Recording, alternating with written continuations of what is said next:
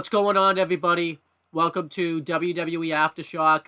I don't even know what week this is. I'm not even sure how this is being dated or anything like that because we've been just so off track with our schedules. We finally got right back on track, and then we missed last week, so we have to cover Raw and NXT from last week really quickly. But those things happen sometimes. But I'm Owen the Birdman Finch, and I'm here with Chris. And how you doing today, Chris? You know, the fans need to know how you're doing. Make sure you're doing good. Wonderful. Well, that's good. That's even better. You know, excited to talk about what happened over the past, we'll call it a week. Yeah, I mean, I don't know. By the time you see this, more stuff could have happened.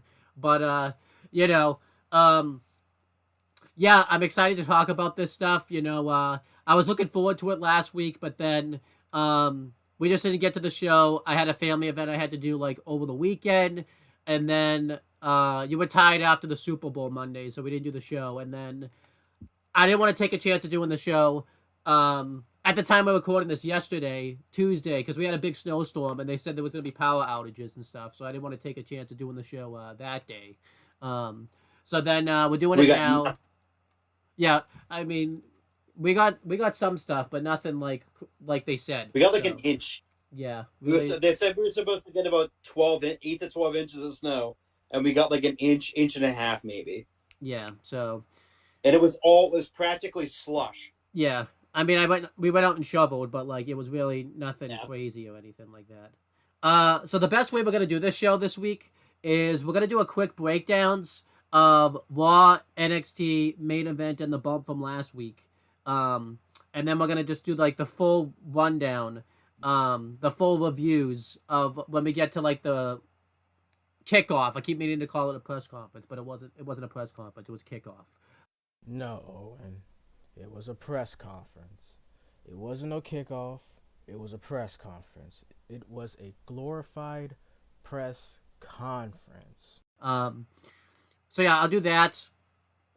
At the end of each show, I'll just have you give your thoughts on on everything that happened, just so that way, We can just get through it quickly enough and everything like that, so I'll just go right through it. So we had Raw from last week. It was February 5th, 2024. The commentary team for both shows was Pat McAfee and Michael Cole, just to kind of get that out of the way. They were very good on commentary for both episodes.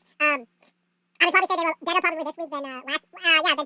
Maybe I think the main reason for that was I think Pat McAfee this week was probably overtired because he just, he was at the Super Bowl, he did like all the Super Bowl shows and everything like that. I think he was just kicking off adrenaline at that point. It was a long week for him. Yeah, but he could definitely, also too, I think he's starting to familiarize himself with like the storylines nowadays in WWE. Like, I think he's somewhat aware of what's going on, but he's not watching obviously full time. But now that he's kind of like getting back into the swing of things, he's kind of aware. Like for example, when Shinsuke Nakamura comes out, he always forgets he can't do his dance because he's a heel now. But I love the fact that he still just does it anyways too. Like he's just like, I don't care, I'm gonna do the dance anyways. Like it's awesome. But we'll get into that some more now. So, but yeah, let's just get ready to talk about the show. Raw was before the press conference, so a lot of the stuff we're going to talk about was before the press conference.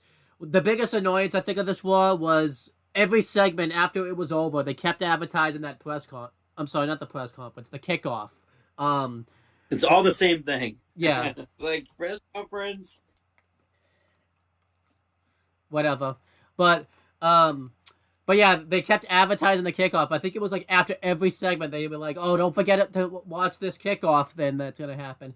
I mean, they obviously wanted enough people to watch it, but it was just so annoying. Like they didn't need to do it after every segment. They should have just done it after like every hour, or like when someone would come out that was gonna be on it, they should have advertised it. But every segment they advertised the kickoff. It was really annoying. That right there was. In case if you didn't know there was a kickoff. It felt like like the late era of Vince McMahon when he had to keep like shoving stuff in your face. It reminded me of that Raw where they kept plugging the network every segment. Like, oh, network's $9.99. That's kind of what this felt like. We criticized it then too because it was like every single time it was like JBL would have like a piece of paper. And he write down $9.99 on it and show it to the camera. Yeah, and it's like, can you fucking stop? Yeah, so it wasn't that bad, but it was like almost getting to that level on this episode of Raw. But yeah, going through Raw, Seth Rollins came out and pretty much he wanted to know what Cody's decision was, and Cody came out. He never really got to make his decision on this episode of Raw. He got cut off by Drew McIntyre. Drew McIntyre came out and he basically was upset with Cody about the fact that he's not going to go finish the story because we need to get a champion back over here full time, and I need to get my path to WrestleMania. And on this show, he was wearing the CM Punk T-shirt that was made, where it, the T-shirt where it's like the rest in peace tombstone of CM Punk's hopes of main event in WrestleMania. They said that sold out, that's not nice, guys, to buy a T-shirt like that. Like, why'd you buy that? That's not nice. That's mean. So I didn't buy that T-shirt. You better not have bought that T-shirt, because that's mean to CM Punk. You better not have bought that T-shirt. Don't worry, I didn't. Because that's mean. Like, don't worry. CM Punk better be getting money for that. Like, that's mean. Like, but eventually, he should get all the money. Yeah, eventually, Drew cheap shotted Seth, and Cody fought him off, and this tied in later in the show, because on this show, Cody was gonna face Shinsuke Nakamura in a blow-up match, because during a live event, Shinsuke Nakamura attacked Cody, and throughout the show, they kind of built up to that match very well. Nakamura did like a good promo about Cody finishing his story and everything like that. The blow-up match was very exciting. I really liked it a lot. They mentioned like when they did, when they did this blow-up match, it was like the same blow-up that his father used. Cody's father, not Shinsuke's. I mean, maybe, I don't know.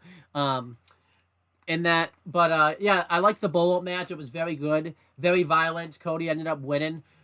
I didn't really understand the point of the match, though, because Cody kind of already won the feud. It just kind of felt like they needed something for Cody to do on this show, so they just threw the blow-up match out there, but it was kind of pointless to do this match, because Cody already won the feud, but whatever.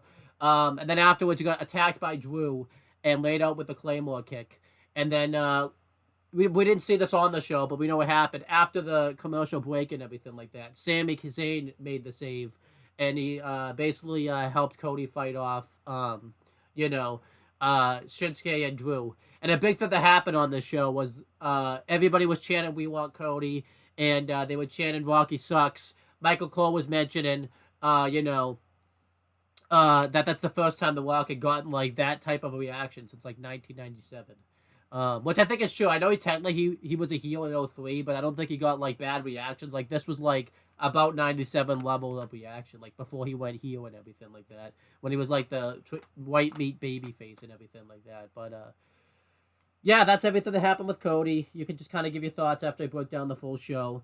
We had a 4-way tag match where the winners were gonna face Mustache Mountain, British Strong Style. I keep screwing that up. On SmackDown, which we'll cover in a little bit. It was between DIY, Imperium, the Creed Brothers, and the New Day. Really, any of these teams could have won this match. I liked how unpredictable it was, because it really could have been any of these teams. And they went with DIY, which I was happy about. They ended up getting the win. I believe they pinned Fabian Aichner. He took the pin in this match. But, they got over that the Creed Brothers could have won, but then DIY tagged themselves in. And I was kind of happy they went with DIY, because it would have, if you remember, it wasn't this version of British Strong Style, but it was a different version that faced them back at Worlds Collide, so it was kind of like a rematch in a sense. I kept thinking it was a rematch, but then I forgot, oh wait, Pete Dunne wasn't there, so, that was cool. I liked that. The match was awesome, too. It went through 2 commercial breaks and everything like that, so that was cool. We had the start of the Elimination Chamber qualifying matches, because they announced that since Bayley chose Io Sky, they were going to do an Elimination Chamber match where the winner's going to face Rhea at WrestleMania. Well, we think it's going to be Rhea anyways, but there's some changes to that when it comes to this show. And we had Shayna Baszler versus Becky Lynch. This was a rematch from WrestleMania 36. They both did promos on each other to build up that match. Becky Lynch won. It was pretty predictable that Becky Lynch was going to win this match, but I wasn't hating it. The match ended up being like really good too. Becky did win with the manhandle slam. It was a very sloppy manhandle slam. Like Shayna didn't really take the move right, but it's fine. They did a good job too hyping up Liv Morgan versus Zoe Stark. That happened on this week's Raw. They had Liv do a promo backstage, which was good. And then Adam Pearce and Drew McIntyre were backstage. This was a funny segment. Adam Pearce was representing Drew McIntyre, and he basically threatened to fine him for wearing the CM Punk Rest in Peace t-shirt. And then Rhea Ripley did her entrance, and McIntyre's like, "Oh, you gotta go take care of that." And basically Rhea Ripley wanted to face Nia Jax because she laid her out the week before. And Adam Pearce made the match official for Elimination Chamber in Australia. It was Rhea versus Nia. Nia came out, they got into a brawl, and Nia laid her out again. They're clearly doing this because they realize Rhea Ripley is going to be over in Australia. She's going to play the babyface role, so they want to get Nia Jax all the heat in the world. It's logical. I know you say I like logic in my wrestling, but I don't like Nia Jax, so this makes me hate that more. So whatever. And then we had the Akira Tozawa, Maxine Dupree versus Ivar and Valhalla match. This was wicked funny, mainly because Michael Cole and Pat McAfee were talking about Viking stuff, because Michael Cole was upset that Valhalla didn't come out with the antlers. And Pat McAfee and Michael Cole were just going off on like random Viking facts that I don't even know were true or anything like that. But they just kept talking about that. I don't even think they talked about the match. They were just throwing off random Viking facts and everything like that. Valhalla and Ivar won, but the match itself was kind of whatever, but the commentary was more entertaining than the match, so it was funny. And then they furthered the Judgment Day stuff. R-Truth still thought he was in the Judgment Day, which was hilarious. Even after he got beat down last week, you would predict that this was going to happen, that he was still going to think he was in Judgment Day. And he thought that it was just an initiation to the pre-initiation to get into Judgment Day. It was R-Truth logic, but I loved it. And I loved, too, because last week, Judgment Day pretty much just gave up. They were just like, whatever, just enjoy the clubhouse, pretty much. And he was, like, all happy, thinking he was in the group. But then later in the night, The Miz faced J.D. McDonough. And Dominic Mysterio was ringside. And R-Truth came out to sell T-shirts and everything like that. And he put, like, a T-shirt on Dom. But he put it on, like as if it was a straitjacket. Like, I think he, like, put it on, like, sideways or whatever. So Dom couldn't, like, put his sleeves through it in time and everything. And this distracted JD long enough with the Miz beat him with the Skull Crusher finale. After, like, Truth was giving him money for, like, his cut and everything like that. And, you know, I like that the commentators were, like, questioning, like, did R-Truth do this on purpose, or is this Truth just being Truth? As we found out from this week's Raw, Truth was just being R-Truth. He thought he was still actually in Judgment Day. So I thought that was hilarious. This was awesome. And then it showed backstage Katana Chance and Kaden Carter just talking. It wasn't very good. They were just talking.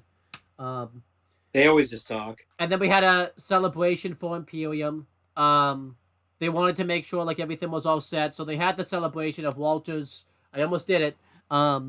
Intercontinental Championship. You know, he had just passed 600 days by that point. And they had a celebration. I like how Walter was just like, okay, we don't need to do these celebrations anymore. Like, he wasn't even impressed by them.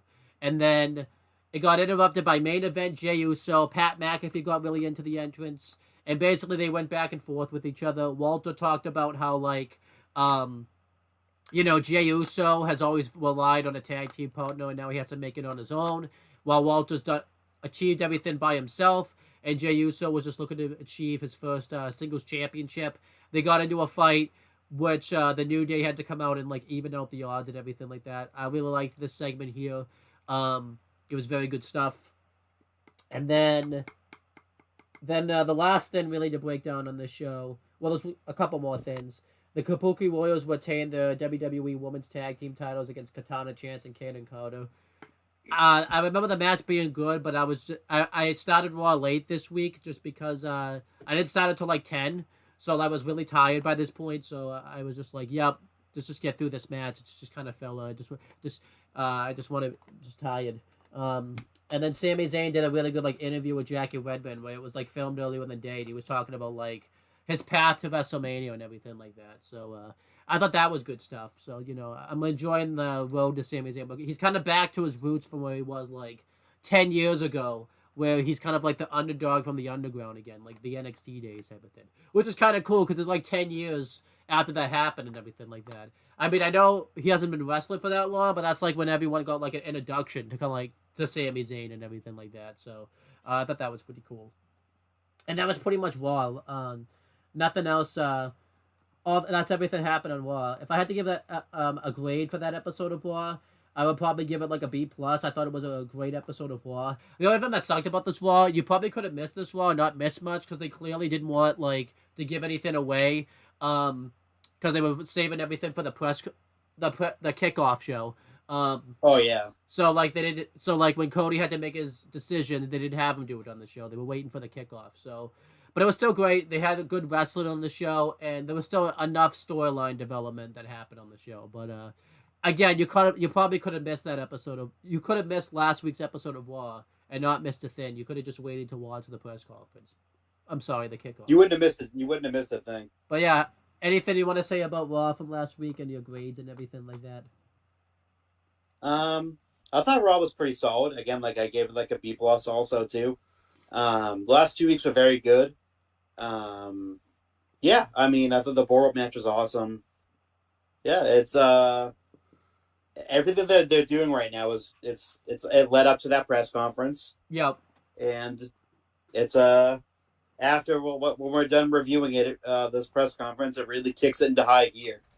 Oh yeah, definitely. I'll also cover main event because I forgot to. I always mean to do it before Raw.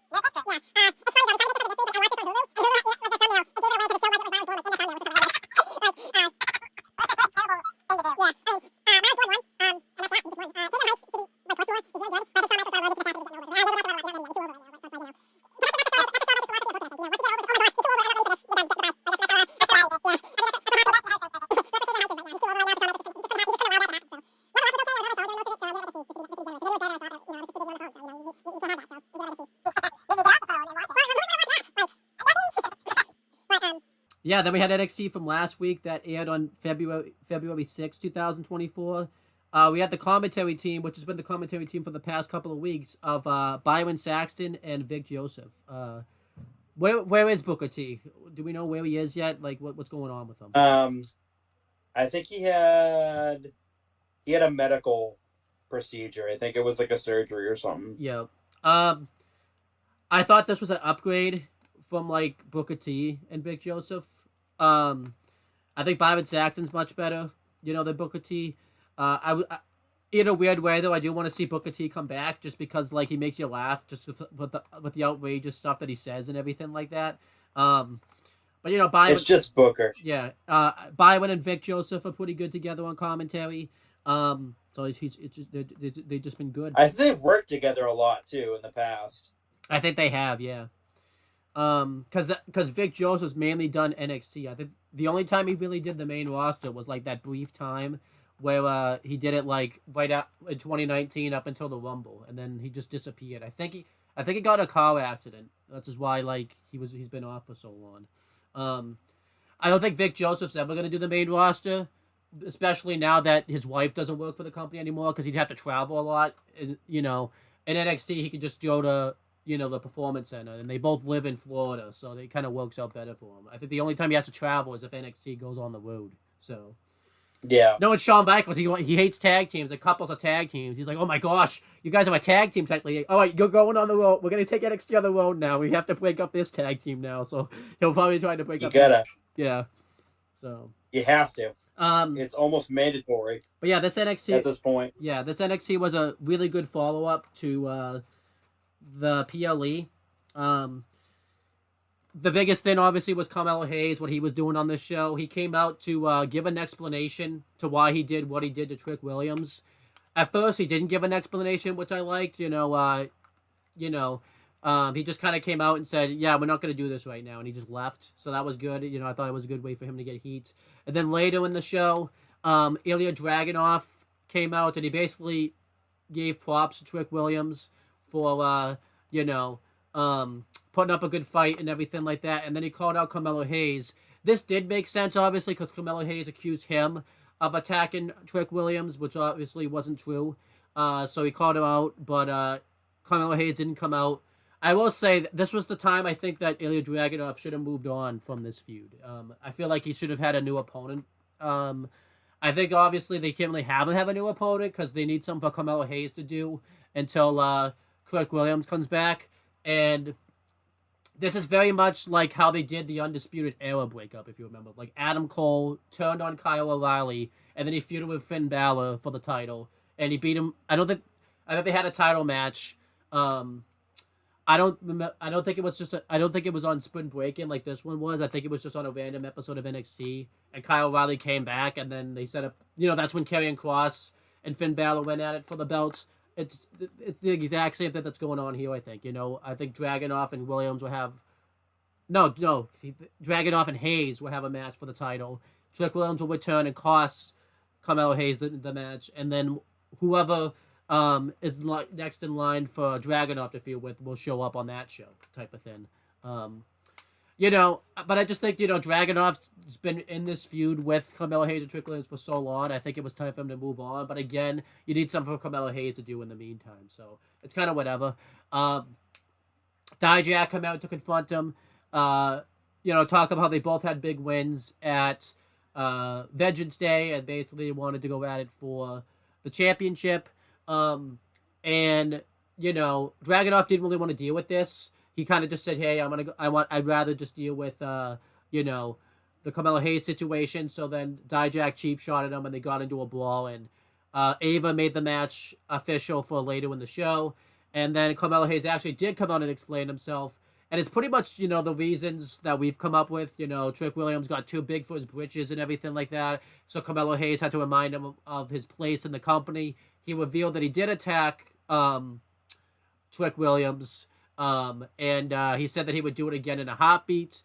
And they did the whole thing where, Trick Williams' music went off. And Carmelo Hayes, it was a swerve pretty much. He actually wasn't there or anything like that. So, and then he told Ilya Dragunov to keep his name out of his mouth and everything like that. The only thing that was weird is Ilya Dragunov wanted to get a Carmelo Hayes so bad. Why didn't he just come out there? I don't understand that. I guess because he was getting ready for his match, but it's just kind of weird. And then we had the main event. It was Dragunov versus Dijak. Dragunov won. They did a really good bit where Dijak kept getting worried about Joe Gacy because they're gonna continue that feud. They showed his symbol was up over the entrance ramp when he came out to have his promo segment with Dragunov, and then the apron moved. So he was kind of looking for him, and then eventually Gacy popped out and had a boxing glove attached to a stick and punched Dijak with it, which cost him the match. And then afterwards, Carmelo Hayes attacked Dragunov, and he hit him with the championship and everything like that. And then post show, he attacked Joe Gacy also, which set up their match this week. So I liked everything they did with Carmelo Hayes on this show. I thought they spread it out throughout the show. Again, I would have loved to have seen Dragunov move on and have a new opponent, but I guess they don't have, there's just no one lined up for him right now, I guess, for him to face for the belts. So, I would have preferred that. Other things that happened on this show is the Wolf Dogs had the Dusty Rhodes Tag Team Classic celebration. They just celebrated the fact that they won the tournament, and then they got interrupted by Axiom and Nathan Frazier. I don't even know why they came. Well, they came out because they had a match, but they didn't. It didn't tie in. They just went and did commentary afterwards. But they faced Idris Inoue and Malik Blade. It was a really good match. I think it went through 2 commercial breaks. I think they did a full one, and then they did the picture-in-picture one afterwards. It was, I don't know why they didn't just do picture-in-picture both times, but they didn't. And then I think Frazier and Axiom won. One of the guys, I think it was Malik Blade, he took a really bad fall, off of the turnbuckle, and everything like that. That looked pretty bad. I mean, he was there this week. I didn't follow up with it, so I don't think he's like hurt or anything. Yeah, so and it was there. They were there last night. I don't, unless that was just a pre-tape segment, but they did one in a wrestling capacity. So maybe he just took, maybe he just got like an injury scare. Like like GM mode. Oh, too scared. That's like Yep. that. Nope. Just good. And then afterwards, Corbin and Breaker attacked them, and then the family came out. They didn't really make the save. I think they just had like a face-off with them. And then they had basically that set up their tag title match for what happened last night at the time of recording this, which we'll talk about later. So all that stuff was good. And then Thea Hale and JC Jane were backstage. JC Jane basically wanted Thea Hale to play hard to get with Riley Osborne because she was supposed to go out and watch like his match on this show, and then she just didn't. So then when Riley Osborne came out to face Lexis Kin, he was kind of looking for Thea Hale throughout the match, and she went there, so it like distracted him where Lexis Kin won. I liked the match. I kind of felt like Lexis Kin was really just kind of there. Like, even though he won, it felt like this match was more about Riley Osborne than Lexis Kin. It kind of felt like Lexis Kin was kind of like lost in the shuffle there, which kind of sucks. It kind of feels like ever since like he lost the breakout tournament, the men's one. He's been very lost in the shuffle recently, which kind of sucks. I mean, it's better than what he was doing with AEW, but I'd rather see him have like a direction and some structure. But it's not gonna happen, I don't think, because Shawn Michaels is allergic to that. He's too over, I think. And then Kalani Jordan had a video package talking about like how she's gonna use motivation and everything like that to like get to the top and everything like that. And then she was on Level Up, so I guess that's not working. I guess she gotta go back to the drawing board, because if you're on Level Up, she got motivated to go on Level Up. Yeah, I guess so. And then Mr. Stone and Von Wagner had a promo where they wanted to have a tag match with Orr Mensah and Noam Dar on this show. We'll get to that later on. And then they had a segment backstage where Kalani Jordan and Izzy Dame like poured a drink. Actually, they stole Brindley Reese's like drink and they poured it into the trash can and just, I don't know. That's what happened. Rude. Yeah. And a bad segment. We have more mystery vignettes.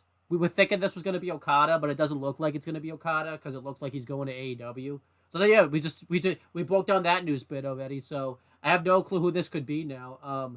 A recommendation I have is maybe Sami Callihan, because he's got like the three faces and everything like that, and it would fit his gimmick. But I don't think it's him either. So I have no clue who this could be. It would be awesome if this actually was Okada though. Like, it'd be such a big swerve and everything like that. But I don't think it is Okada. Then Obafemi had a video package kind of showing what, kind of putting him over some more on NXT. Roxanne Perez beat Lola Vice. It was a good match, but Lola Vice has a lot of credibility. And she's going to lose some more of it. And they did a bit where like Tatum Paxley tried to cash in the breakout tournament contract that's not in effect anymore, and she helped Roxanne Perez win for reasons only Shawn Michaels knows, I think. And then they did a bit with Riley Osborne backstage where he was upset that like Thea Hale didn't come out and like watch his match, and Thea Hale like tried to be hard to get but did really bad at it. So that was, it's just not good. I think Shawn Michaels is really obsessed with like ruining Chase U at the moment, so that's not good. Metaphor had an interview where they accepted the tag match, and then two quarter catch crew. The two horns basically came up and said that they need to do a better job of representing the Heritage Cup. So, I'm glad that gets them in the mix doing something. I kind of hope one of them wins the Heritage Cup. I hope it's not Timothy Thatcher, Charlie Dempsey, that wins the Heritage Cup, because I think he'd be a really good like Heritage Cup champion and everything like that. So I think that'd be awesome. Because obviously, I mean, this would have been better if they did this right after he had like his Japan match. But Shawn Michaels, I think, thought he was too over, so they had to wait a few weeks. So, And then we had a women's tag match. It was Fallon Henley and Lynn Sinclair versus Last Legend Chicago Jackson. I forgot this even happened until I just saw it on my notes. I don't even remember this match at all. Last Legend won. I think somebody interfered and caused her the win. I guess they just lost for no reason. So that's great. You know, that's awesome. Obviously, I'm being sarcastic about that. And then Josh Briggs was backstage with some random person just talking to him.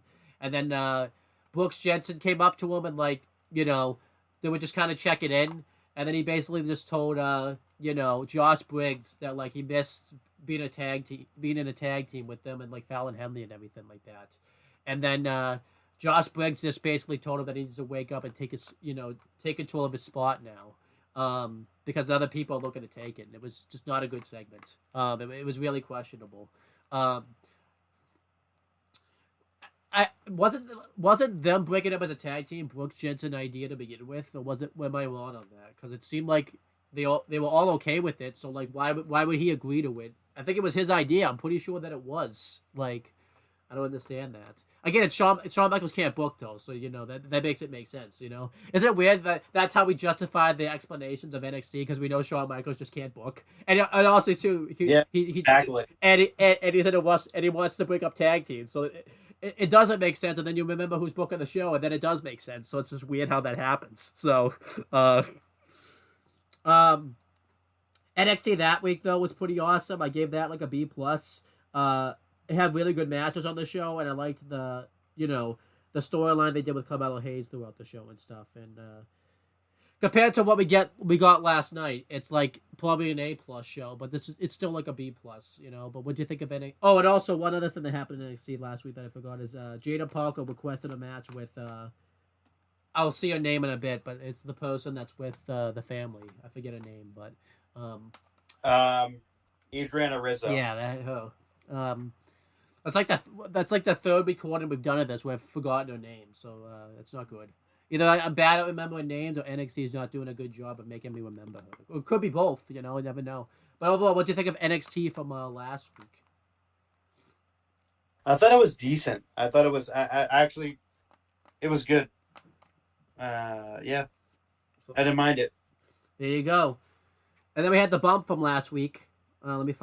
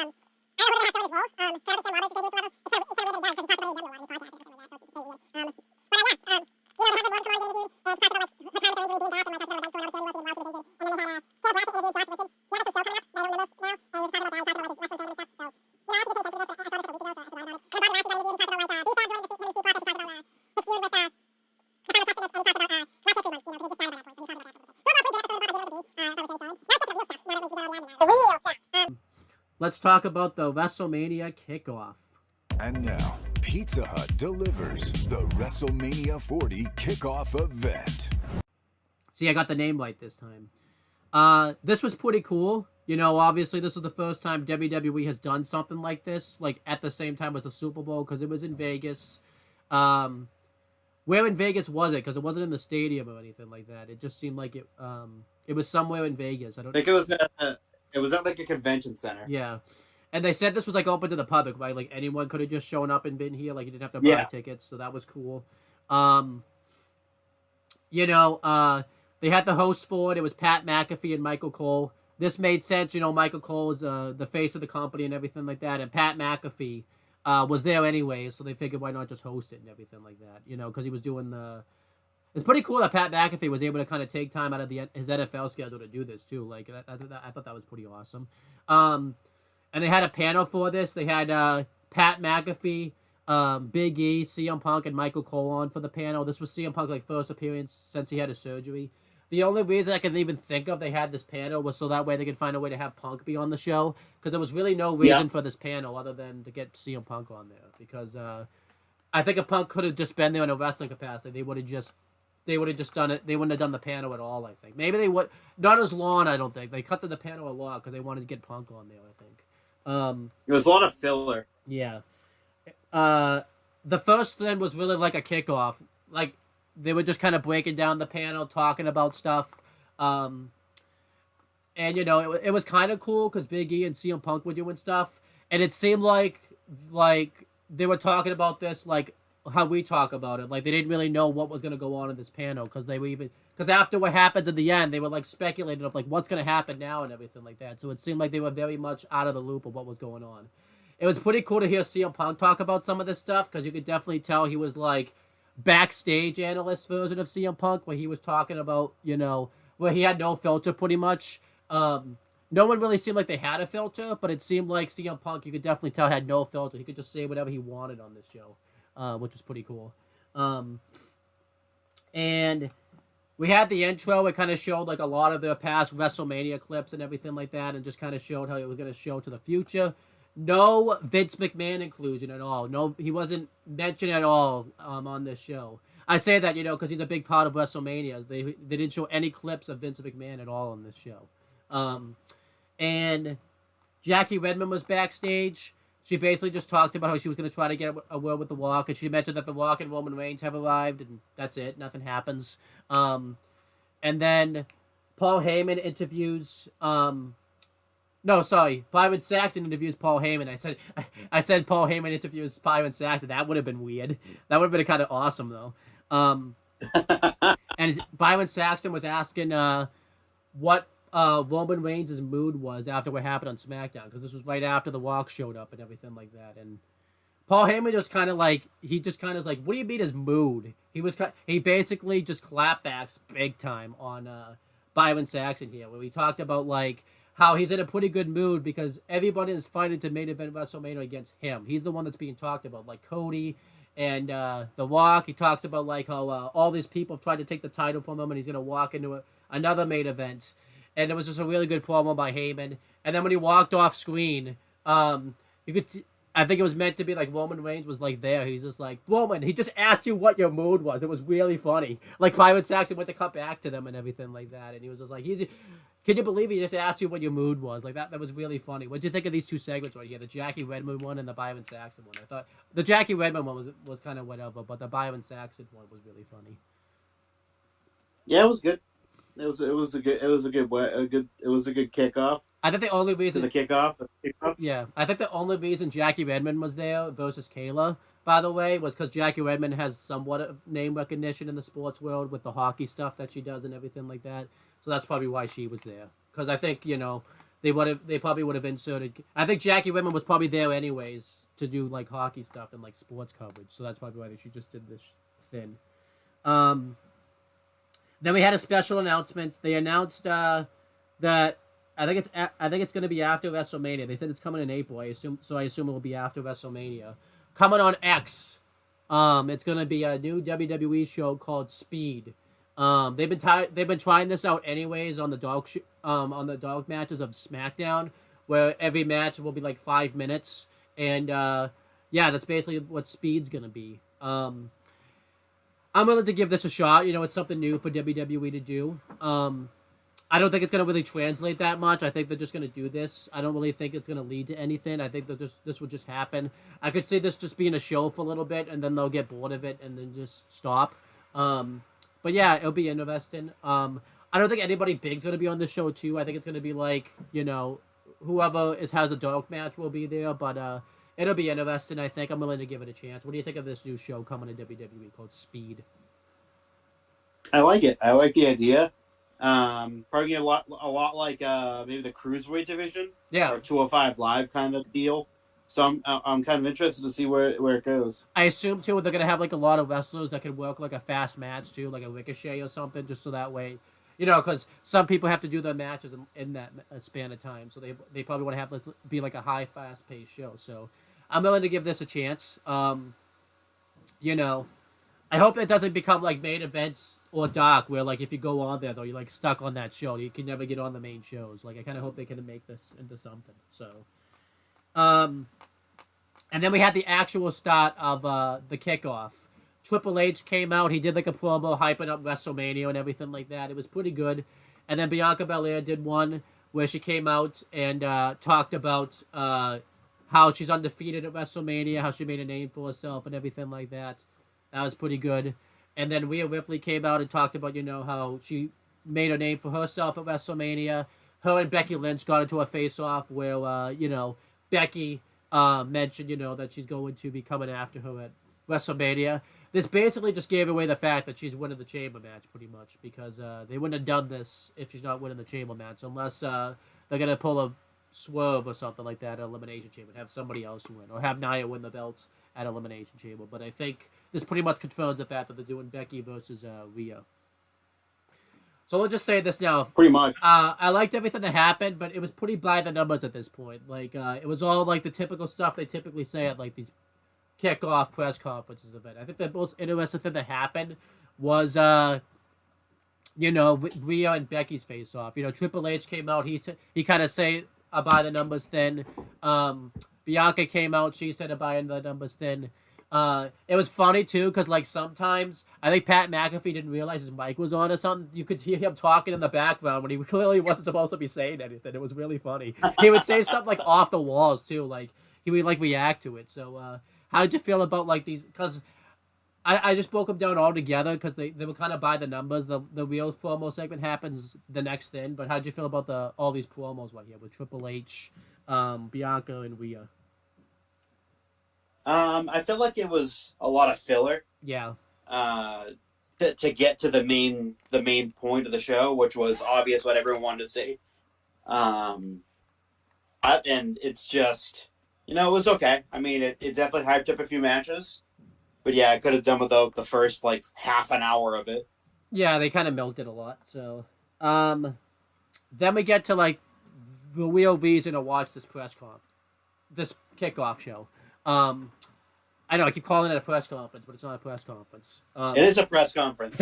Well, they didn't call it that, so we have to do this right, Except when it comes to calling Walter the other name. It pretty much was a press conference. Yeah, but Seth Rollins comes out and he kind of talks about like his being a world champion, his path to WrestleMania, and everything like that. Every time he's come out recently, up except for Raw this week, he's been mentioning every time like he gets a pop. He says, "Oh, that sounds like a pretty big pop." That's like a clapback to Roman because Roman says he got no pop when he mentioned him. So the past few times Rollins comes out, he mentions big pop, which is really funny. So funny. And then Roman Reigns comes out and completely interrupts him. And Seth Rollins is like, "Look who actually showed up for work today." And Roman Reigns says like, "When you're a star like me, you don't have to show up to work all the time." And he basically just buries Seth Rollins here. He buries his title reign and everything like that. And then he talks about how Cody has an opportunity to pick his WrestleMania, but he says that he's lost that now. He said that he waited too long, and he says that he's going to choose his WrestleMania opponent, and he chooses The Rock. And then The Rock comes out, and I'd say The Rock got like a 50-50 reaction here. You could definitely tell it was the hardcore fans that were chanting, Rocky sucks, and like the casual fans, I feel like there was some football fans that were there because they knew The Rock was going to be there, and they were probably like, hey, this is a free event, The Rock's going to be there. We watched them back in the day, so like they liked The Rock. Because when Cody comes out later, he gets a 50-50 reaction. He gets a "we want Cody" chant, and then he says, no, we don't. Obviously you could tell it was the hardcore fans that were chanting that, and the casual and other fans that were chanting "we want The Rock" type of thing. But then later on, Cody gets like a bigger reaction and everything like that. I make it sound like Cody didn't get a big reaction. He still gets a pretty big reaction on this show, but you could definitely tell like the crowd favors Cody later on in the show and everything like that. And The Rock does his typical shtick. He does his catchphrase, and he talks about how he's gonna beat Roman Reigns at WrestleMania. Funny thing is, even though The Rock's getting hated here, he still has that crowd in the palm of his hands and everything like that. Like that's how crazy this was. Always. Yeah. Rocky always has the crowd in the palm of his hand. Even though he was the one that was being booed, it was just insane. And he puts he has like a family tree go up on the screen, and he shows like the family tree of Roman Reigns and The Rock's ancestors and everything like that. Yeah, he talks about how like his his great grandfather and like hit Roman's grandfather or something, like had like a pact to like basically Yeah, it was both their grandfather. Yeah, to they had a pact. They had a blood oath. I don't know when. Ages and ages and ages ago. But yeah, so it made The Rock, High Chief Peter Maivia, and Roman's grandfather were blood brothers. Yeah. So by virtue of that, it made The Rock and Roman Reigns cousins. So basically, this is like the point where he's not quite a heel yet. Like he's kind of acting a little heelish. Like he's talking about the Cody crybabies. They made sure to mention, by the way, like earlier he went on like Pat McAfee's show and he was talking about this. I don't know why they didn't show a clip of it because it was really weird. They tell you that this happened, but they don't show any clips. Like I had to go find this myself. Like I feel like they should have shown a clip of that so that way, like, you could say, oh, you could have just done your research, but I didn't get to watch the the kickoff live, so I had to go find this myself somewhere. So like, I mean, they do a better job of it on Raw because they show it on Raw. So, but it was really weird they didn't show it on the press conference where it should have been shown, because it would have made more sense. But yeah, so then Roman Reigns talks about he's gonna beat The Rock for the WWE Undisputed Universal Championship. They shake hands, and it even shows on the graphic too. So they really worked the fans here. They made it think like that Cody and Roman weren't gonna go at it or anything like that. And the crowd, like, they eat this up too. They're booing. It's still 50-50, like I said. Like some people chanting we want Cody, other people chanting no they don't, and everything like that. And then Cody comes out, and he's just like, wait a minute here. You act like you can make all the decisions here. Well, meanwhile, I won the Royal Rumble. I can carve my own path to WrestleMania. And Cody says that he chooses Roman Reigns at WrestleMania, which like really shook things up, which I thought this was awesome that they did this, because they made it look like they were gonna go with The Rock versus Roman, like take it away from Cody, and they completely pulled a 180 right here. And Roman gets upset about this. He's just like, why would you do this? You're just gonna make yourself more irrelevant. You're just as irrelevant as your dad is. And you can tell this kind of shook Cody a little bit because he went to talk and he just went, ooh, like he didn't expect that was going to happen. He's like, oh, we're going to go there now. Well, you put that ancestry up on the screen. Your ancestors would be ashamed of you if they knew what you would do, if they were alive. And then The Rock gets up. And at this moment, he's not The Rock anymore. This is Dwayne Johnson talking to Cody Rhodes. And Dwayne Johnson tells Cody that if you're making fun of his family, you're taking shots at my family. And he face palms Cody, like just slaps him right in the face. And at this point, Cody, Triple H, Nick Aldis, and Adam Pearce have to like hold Cody back and The Rock and Roman back from, basically tearing into each other and everything like that. And, they leave. And Seth also, too. Well, that plays a big part in the beginning, and then Seth Seth wanted to go at him, I think. Like, in the beginning, he's holding back Cody, and then he's kind of, like, fighting alongside with Cody. Which is cool, because of, like, the few... That plays into Raw. Yeah. And then they go backstage. They go to the panel for a bit to kind of, like, talk about it and stuff like that. It was really funny, because I didn't even realize this. CM Punk was making a lot of shots to, like, at the end of his AEW one. Like, you should just punch him in the face. Like, he was, like, wanting people to fight and everything like that. Like, it was wicked. That was so funny. And then, backstage, Triple H is like getting interviewed, and he talks about how tensions are high and everything like that.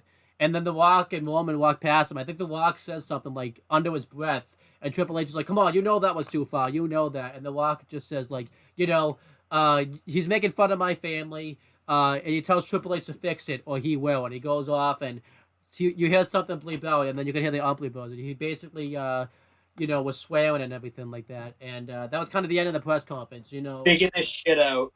He's talking shit about my family.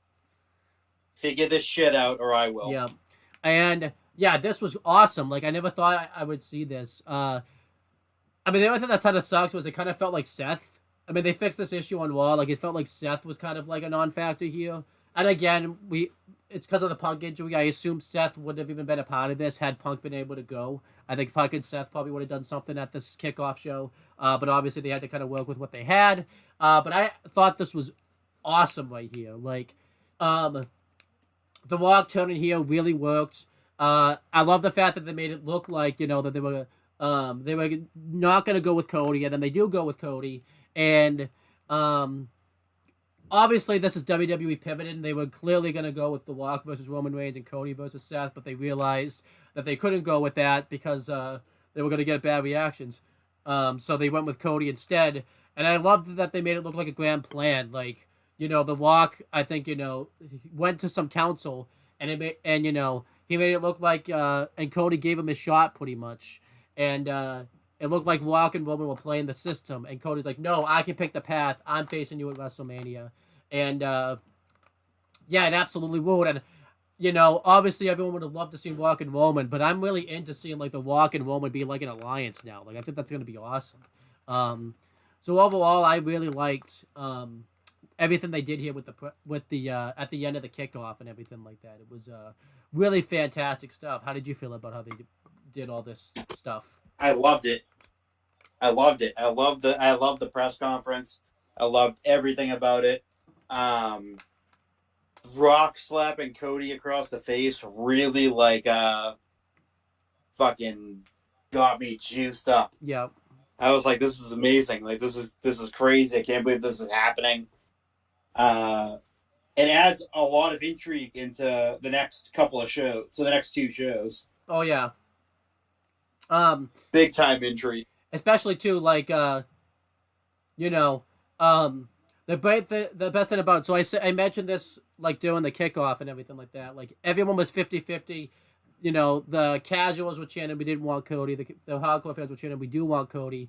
At the end of that press conference / kickoff that I keep fucking up the name of, everybody was really into Cody and booing The Rock. That's how great of a babyface Cody is. Like he comes out there, and I even said this off camera and everything like that. Only one person could have gotten The Rock booed in 2024, and that was Cody Rhodes. And that just shows you how much Cody is invested as a babyface and how great he is as a babyface. Like this rules. How do you feel about that and everything like that? That like Cody is the one man that could get The Rock booed, and like he even got the casual fans on his side and everything like that.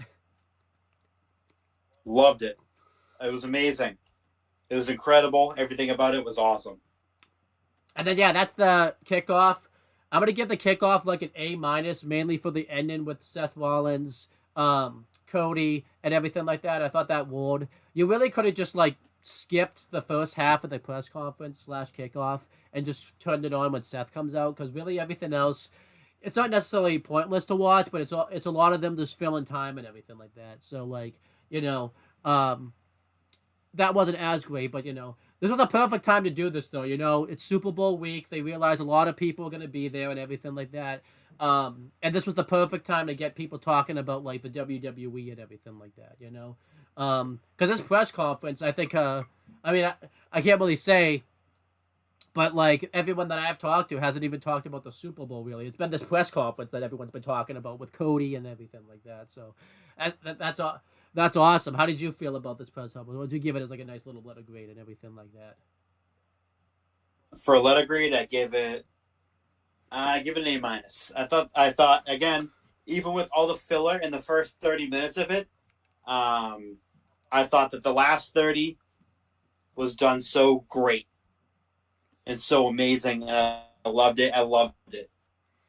Yeah, it's gonna be awesome. And I'm really looking because we just got like a little taste of seeing the Rock and Roman Reigns as like a lion. Whoever would have thought that, by the way, like a year ago, that the Rock and Roman Reigns would be like working together? Because everyone thought when the Rock came back, it would just be to do a match with Roman. Now it's like they're working together, which is like it adds so much intrigue.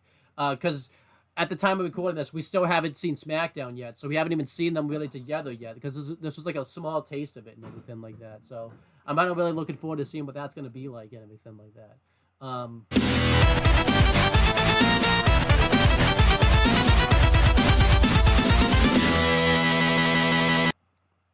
But yeah. Why don't you take us? You better have your freaking notes ready because I give you so much time. But of course you probably don't. Why don't you? Wait. I'm doing notes. You're doing SmackDown. We talked about this. Wait, since when? Since now. Damn it! Thought I was gonna get scot-free. You know, you gotta do those SmackDown notes. I've been talking for a while. You gotta give my voice a rest to talk. Nope, you gotta talk permanently. You're the talker. Get those. So SmackDown opens up with Triple H in the ring, and I think he's with Nick Aldis and with Adam Pearce. I think they're both there with him, flanking him. Yeah. He comes out and he's talking. So he's in the ring. He's talking about how great the press conference is, how great the press conference was, and he makes it official for WrestleMania. I'm assuming night 2, obviously, but he said the main event of WrestleMania is going to be Cody Rhodes versus Roman Reigns. Made that official. They had the graphic up and everything. And he basically takes a shot at The Rock and says, "It doesn't matter what you think." And I was like, "Holy shit!" He used his own catchphrase against him. Yep. That's just a outstanding opener.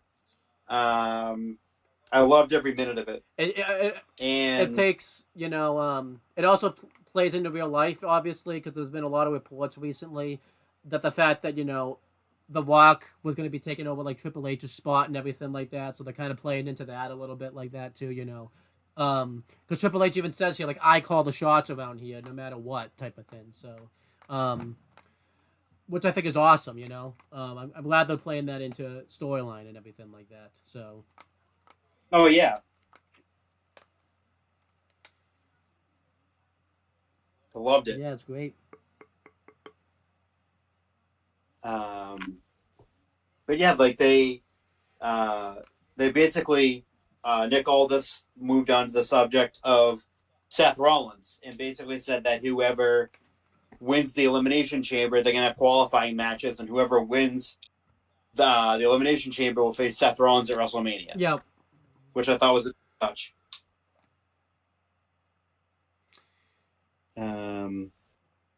And they basically, so they announced the competitors. It's Randy Orton, Big Bronson Reed, Kevin Owens, Logan Paul, AJ Styles, The Miz, Bobby Lashley, Ivar, Drew McIntyre, Sami Zayn, Dominic Mysterio, and LA Knight. That is for Logan Paul's Elimination Chamber match, too. They also announced that. Yep. So they announced 2 big matches on the night, which was awesome. Yeah, it's great. I loved it. The whole segment was great. So the first match to qualify was the Elimination Chamber qualifying match. Was AJ Styles versus Drew McIntyre with LA Knight being on commentary. Very good match. And before this, you forgot, Drew comes out to cut this promo before this match. Yep, he did. I forgot about that. And he basically, like, takes credit for the reason that, like, Cody picked Roman was because of Drew, and now he realizes he has to save, like, the World Heavyweight Championship picture. So he's basically doing the gimmick where, like, he's thinking he's doing everything for the fans and everything like that, but he's really not, which is a really good gimmick for him right now. He's the savior. Yeah. But it's, they again, that Drew and AJ have really good chemistry together. And near the end, LA Knight tries to get involved, but it backfires. And Drew capitalizes for the victory. Mm-hmm. I thought this match was a pretty very solid match to start out SmackDown, and Drew McIntyre advances Yeah. to the Elimination Chamber. Yeah, we're doing star ratings. I gave this 4 stars. I thought this was a great match. I liked the LA Knight conclusion. They're going to continue the LA Knight AJ Styles feud. What's good about this match, too, is both of these guys have gone through a recent character change. Like AJ Styles, we still don't know what his role is in WWE. He's still kind of like the tweener. And Drew just recently went full heel, kind of playing a tweener role, but definitely more so full heel now. So it's kind of cool that they had a match with each other. And, yeah, I like how they're continuing the LA Knight feud, We'll get to that, but I was thinking like AJ Styles was going to cost LA Knight the match on Raw, and they do a match between them at Chamber, but it seems like they're going to wait till like WrestleMania to do AJ Styles versus LA Knight, because I think they're changing plans. It was originally going to be LA Knight versus Logan Paul for the U.S. title, but I think with Logan Paul's new contract now, they want to keep the title on him a little longer, so they're going to have LA Knight do something else at WrestleMania, which I'm fine with, because it's not like, he's getting a pretty good, well-quality opponent out of it. It's not like he's, like, being demoted or anything like that. He's still getting, like, a former world champion out of it and everything like that. So, overall, I liked everything that happened here. Yeah, it was good. I'll give it 4 stars, too. Really good. Really, really good opener. Yes. I feel like the right person won, because they're pushing Drew heavy right now. Yeah, and it's looked like he's resigned. I'm hearing reports that he's possibly resigned. He's advertised for like a live event in May. That could change obviously, because I think but it's looking more positive that he's resigned and everything now. So hopefully, if he does, I think at the end of the day he will. Yeah. So yeah, I'm happy about that. So Caleb Braxton is backstage, and she's interviewing Sami Zayn. Sami is talking about WrestleMania season, how last year he was on this big emotional high of main eventing night 1 of WrestleMania. It was the biggest moment in his career. And this year, it looks like he's not even going to be on the card. And he talks about how his window is closing fast, and he just has to, look what's in front of him. And he's in a Elimination Chamber qualifying match against the 13-time world champion Randy Orton. And if he gets through him, he has the opportunity to get his hands on Drew McIntyre in the Elimination Chamber. And I thought this was, again, really good. A really good promo from Sami. He's kind of going back to, like we said, like you said off camera, like back to his underdog from the Underground era. Yeah. Of where he was, where he was doubted and everything, the gimmick was fantastic, and he looks like he's going back to that. Yeah, and I think obviously I think he will get on to WrestleMania. I don't know exactly in what capacity, but I think they could do the storyline with him like they do with a lot of people, where like it doesn't look like they did with Seth, a few years ago at WrestleMania with Let the Cody coming back. They could do that with Sami again. And I think that could be done really well, because I don't think it will ruin Sami's character, because he's an underdog. So like it makes the fact that he has to fight to get on WrestleMania, I think will be cool. I don't exactly know what capacity Sami Zayn will be on WrestleMania this year, but I'm kind of looking forward to seeing what it will be, and I think it will be good. And this promo was very good too. Really makes you get behind Sami Zayn, which is awesome, because he's just such, like I say, he's a kind soul. You get behind kind men like Sami Zayn, because I think a lot of people can learn from Sami Zayn. Like Dominic Mysterio really needs to learn a lesson from Sami Zayn, how to just be a good human being and everything like that. A good fucking decent human being. How about that? Yeah, a lot of people could learn lessons from Sami Zayn. Like The Rock, it seems like, has to learn lessons from Sami Zayn now too. Like what the heck happened? Like Sami Zayn's got to teach The Rock stuff now. Like what's going on here? What is going on? Is the real question. So Sammy, what a kind man he is. He's so kind. What a great man. What a great fucking man. Great man. Yep. I like that piece of shit. A piece of fucking shit. Who? Fucking dipshit. So there you go. Like, yeah, what a great. So they went to commercial break, and then after the break, we got a pretty Debbie vignette, where there's just a really odd vignette. It's awesome. Where they're looking into the clouds, and then they see that Pete Dunne's hands. Pete Dunne kind of mangled Kit Wilson's hand, and they got very mad about that because Pete Dunne, not Butch. Pete Dunne is a finger pervert. I love, by the way, here, like, they don't even call him Pete Dunne. They call him, like, Pete Dunne or something like that. Like, it was, like, something weird like that. Like, it was not Pete Dunne. They called him, like, a different name. It was pretty funny. Peter Dune. Pete! So then they go to another backstage area, and it just shows British Strong Style and DIY just hanging out, just being good dudes. And they go to a recap. They're taking lessons from Sami Zayn, being good dudes. That's how you do it. Just be good dudes. Don't be assholes. Yeah. Well, Pete Dunne's kind of being an asshole, picking people's fingers recently, so that's not good. Well, that's for a good cause. I guess so. So then they show with the recap of what happened the week prior, where Bayley and Damage Control split up, and you see Bayley arriving into the arena by herself for the first time in a very long time as a babyface. Yeah. Now we get to that a women's championship qualifying match for the Elimination Chamber. It's Mia Yim versus Bianca Belair, and as you can probably expect, Bianca Belair won with a KOD.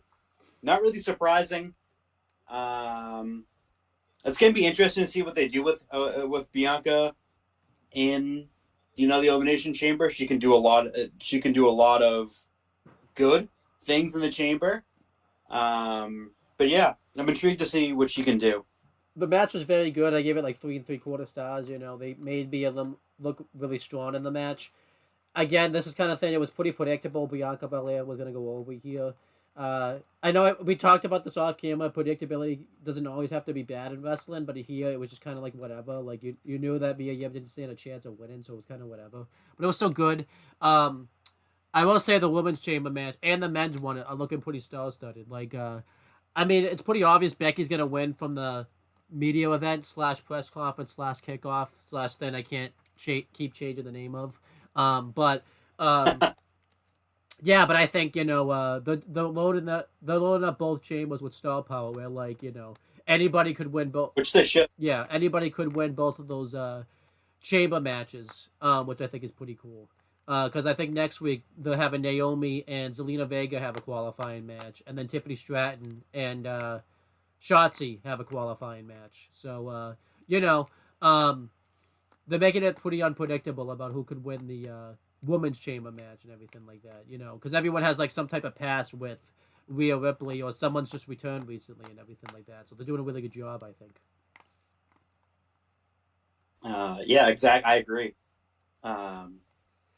So they show Bayley walking around backstage, and then we come back from commercial, and they show the hype reel from the WrestleMania 40 kickoff that they had, and then it cuts to Braun Breaker and Triple H backstage together, which was very interesting, because he was kind of after the Triple H era of NXT. Yep. Not kind of, he was. H wasn't in charge anymore. It was when Triple H was off on his hiatus due to heart failure. So it was interesting to see them kind of together backstage, and he congratulated Braun on his growth, and he says anxious what's next, and Braun asked for advice on who he should sign with, and just as soon as they get to talking about it. Paul Heyman shows up. He shakes hands with Braun Breaker, and then Braun just leaves. And Paul Heyman says that Braun Breaker is a hell of a talent. And then basically Triple H asks him what he wants. And he says next week he'll be there with Roman Reigns and The Rock. That was kind of the first inclination that we got, that The Rock and Roman Reigns are going to be on SmackDown next week. And they advertise it later in the show, too. And they eventually end up advertising it, and Triple H says he's looking forward to it. I thought, this is a nice way to kind of reintroduce Braun Breaker back to the main roster again. He's been kind of, or to get him into segments, because he's been on NXT recently too. But yeah, we'll see what direction they choose, which brand he'll go on. Yeah. Kind of interested now after what happened literally last night, because this is Wednesday and we're recording it. But yeah, we'll get to that because it's coming up very soon. Yeah, I like this. But I thought the whole segment in general was good. Yeah, I like this segment a lot. Ties up a lot of different things. I like the Paul Heyman, Braun Breaker part of it, because, a lot of people have been, speculating when he does go to the main roster, he'll be a Paul Heyman guy. So that was kind of cool that they had, a little bit of an interaction. Because if you remember when NXT went up against AEW the last time, they were, very, much working together and everything like that. So it's kind of cool that they have that going on and everything like that. It's kind of interesting, too, because, Braun, it seems like is turning babyface. And I think it's still tough to tell because I think he's still very much a heel, but it's tough to tell. I feel like he's more the tweener area than he was, a month ago or so. It seems like he's definitely going babyface, but right now he's in, a tweener role. But I obviously like the announcement, of The Rock and Roman Reigns going to be on SmackDown next week. And it will be interesting to see if Triple H will be on SmackDown next week, to kind of really get the confrontation going. And yeah, it was just really good stuff. I liked this. Phone's being fucking dumb right now. So next we have Bayley, and she's talking about how she didn't want last week on SmackDown to happen the way it did. And she basically says that what happened needed to happen. Yep. And she almost wishes it didn't happen, but she kept hearing them talk behind their back, and she gave everything to Damage Control, and she learned out the hard way that she couldn't trust them. Basically, is what she was saying, and out of fucking nowhere came Dakota Kai. She was missing last week. Yep. And she was very apologetic to Bayley. She wasn't answering her calls, and Bayley thought that she was on their side for this whole thing, and it was very interesting to see Dakota Kai there, and then Io, Asuka, and Kairi came out, and it looked like Dakota and Bayley were going to fight them off together. But Dakota left, got a chair, came back in, looked like she was going to hit Bayley with the chair. She doesn't. She goes and she clears the apron of Io, Asuka, and Kairi to a pretty big reaction, I would say. Yeah. It was, I mean, it's an interesting turn in the story that I didn't think was going to happen. But again, I think in the end, it's going to be, she's just going to turn on Bayley anyway. But for right now, it's kind of an interesting little turn in the story.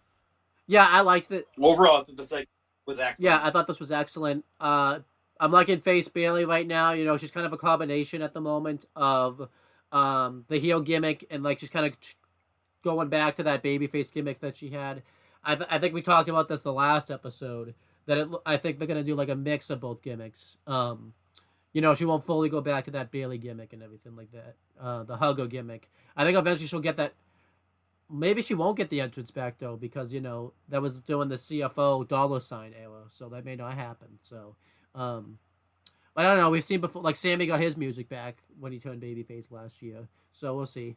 And then yeah, Dakota Kai being back definitely added a wrinkle into the storyline. I like that they kind of went this direction instead of like having a Dakota Kai come back and immediately be a heel and everything like that. We did talk about this, even though it's gonna end up being predictable. That's just gonna turn, but I'm kind of liking the fact that they're like doing this or everything like that. It's kind of a way for like Damage Control to finally get one over on Bailey type of thing, where she won't look stupid for it or everything like that. Because it kind of makes sense that Bailey would kind of believe Dakota Kai and everything like that. So I know that this makes Bailey look stupid or anything like that, you know. Because you can even tell too, she still got, at the end of the segment, she didn't fully trust Dakota Kai either. Like when she got her off of the chair, Bailey kind of left and everything like that. So Bailey's not going to be made to look stupid in the storyline and everything like that. Again, this would be better. I mean, what it could have showed if Sasha Banks was coming back, because she could help even the odds, but that's not going to happen, which sucks. So, I agree. So absolutely, you know, because Bailey's burned so many bridges on the main roster. If Sasha Banks came back, plus there's so much storytelling you can even do there. Because if you remember, Bailey turned on Sasha like all that time ago. So there's just so much storyline potential. There's so much storyline potential that they could do that you know.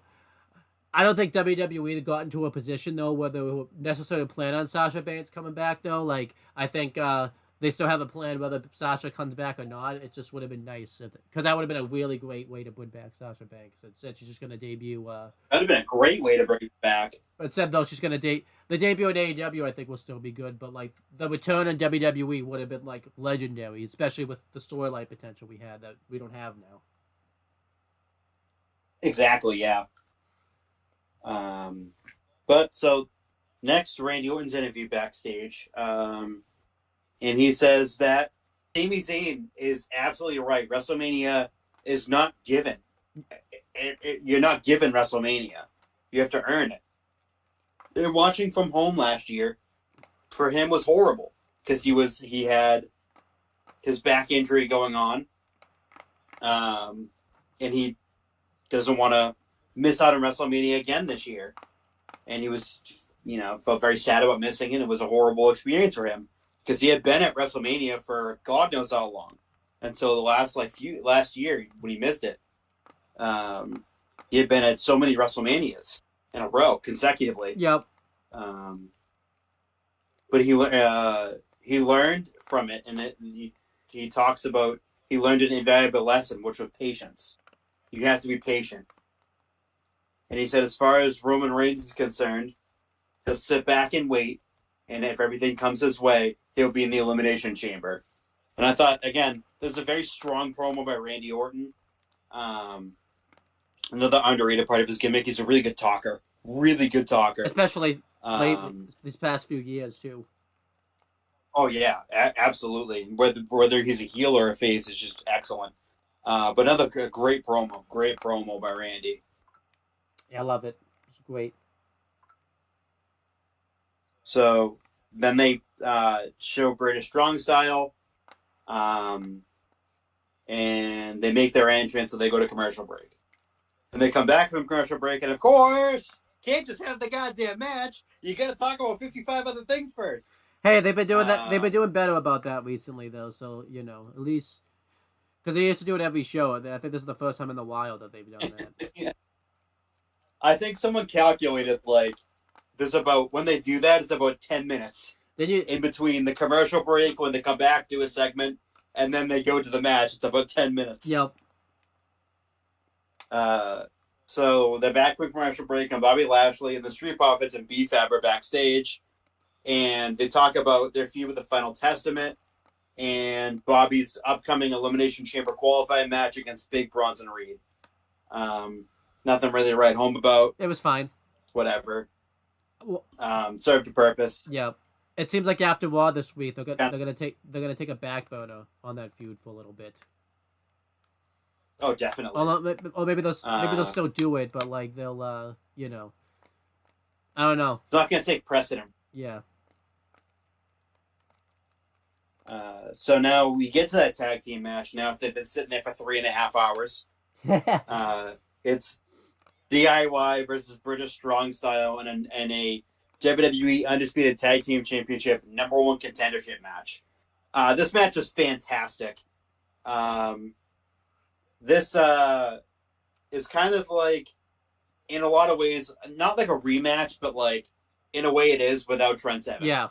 Because they did this at Worlds Collide, where it was DIY, who had just reunited not long before that, faced Mustache Mountain of Trent Seven and Tyler Bate, and this is basically a rematch for them.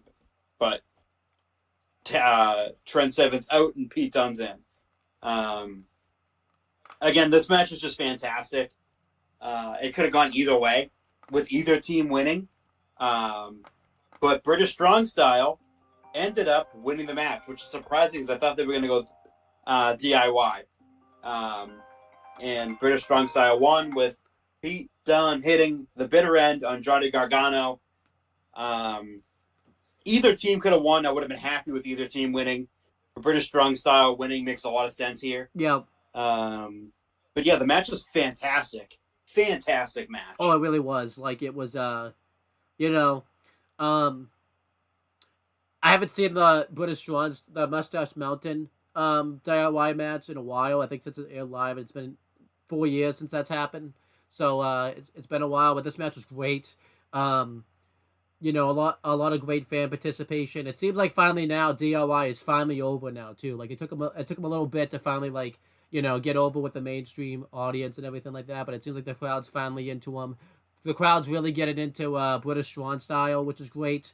And I thought it was a great choice to have Pete Dunne and Tyler Bate go over, because we talked about the last one. They basically kind of made a name for themselves in Australia with NXT UK and that audience and everything like that. It makes the most sense for them to go on to face Judgment Day for the tag titles. Plus, too, DIY just got a shot at the tag titles. I think we need to get into some new blood in there in the tag division. I'm starting to think we're going to get some type of big tag match at WrestleMania this year, too. Maybe not for the belts, because I think, you know, they already have the tag title match, but I think a fatal 4-way tag match, like, kind of thing that they did before, like on the WrestleMania SmackDown, was something they can go with here. Yeah. And I think it would blow the roof off the place. Because that's the thing, too. Like, we talked about this off camera. Like, with all these people that it looks like WWE's not going to sign, I don't really think there's a point in signing these people right now, because everybody has something going on. There's so much talent right now. I don't think they need to bring in any new talent at the moment. I mean, they should eventually, but there's just no reason. Cause they just brought back Naomi. Tiffany Stratton just got called up. Jade Cargill's looking like it's finally getting into the mix. Like, they have so much talent right now. They don't need to bring anybody new right now. They don't. So it's like, you know, and it's not like they don't, and they're booming anyway. So, like, I don't think, you know, putting in new talent. They have the Rock back now. They have Punk back. Like, WWE's just booming. They don't need to put in any new talent. And then, yeah, like, I think, you know, this tag match, like I said, ruled, and I think it was just awesome. So, a post match, they do, you know, little fist bumps around, you know, the baby phases. again, kind souls. Thank you, Sammy. Kind souls. I'm like, this piece of shit. Who's next? Byron Saxon is interrupted backstage by that fucking piece of shit, horrible fucking shitty son, shit stain McGee. And he walks up and he starts talking about the Judgment Day's dominance heading into WrestleMania. And then Kevin Owens rolls up and he talks about the Elimination Chamber and how he's going to dedicate his victory to Rey Mysterio, which is fucking awesome. Rey Mysterio's a great father. Great father. Look at how great Aaliyah turned out. She's a fantastic human being. I like that shit stain of a son. That was awesome. Fuck him. R-Truth comes up and he's looking for The Miz. And he asks Kevin Owens if he's seen him. No, he thinks Kevin Owens is The Miz.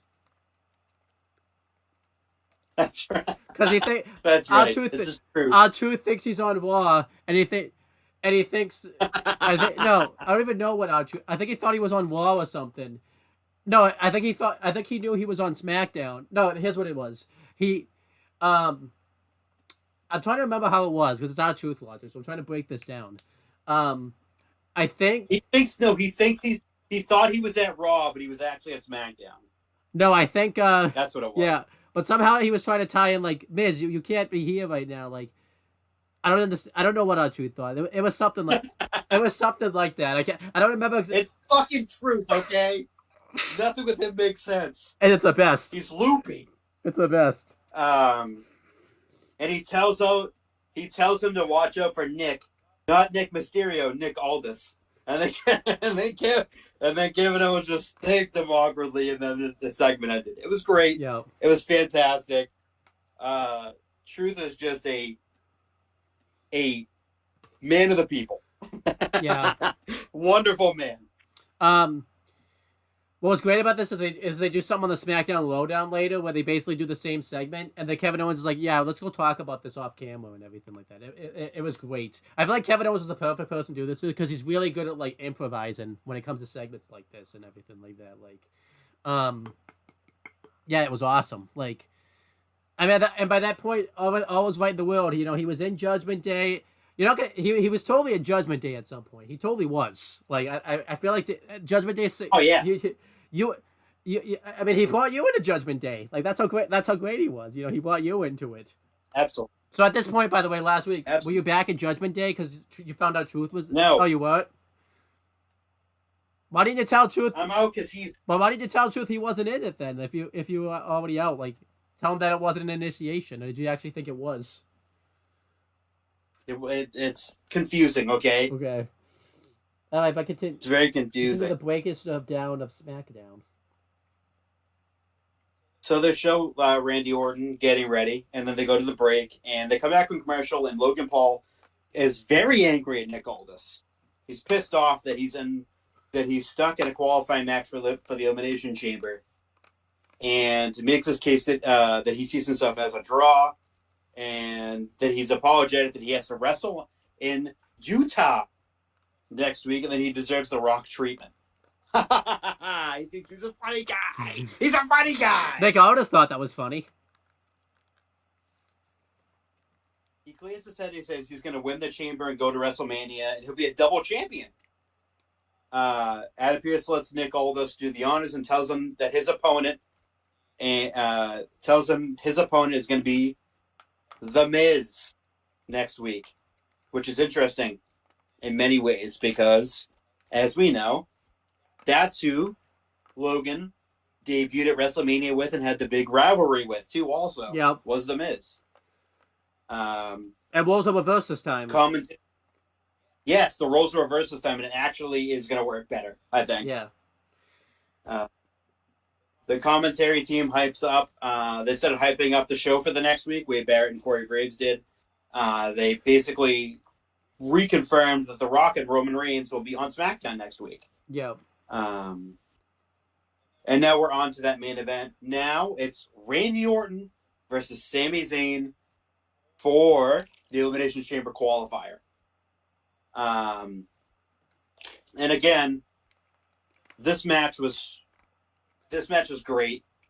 Sammy does his greatest hits. He hits the Blue Thunder Bomb, and it was so close. He almost got the 3. Yeah. Not quite.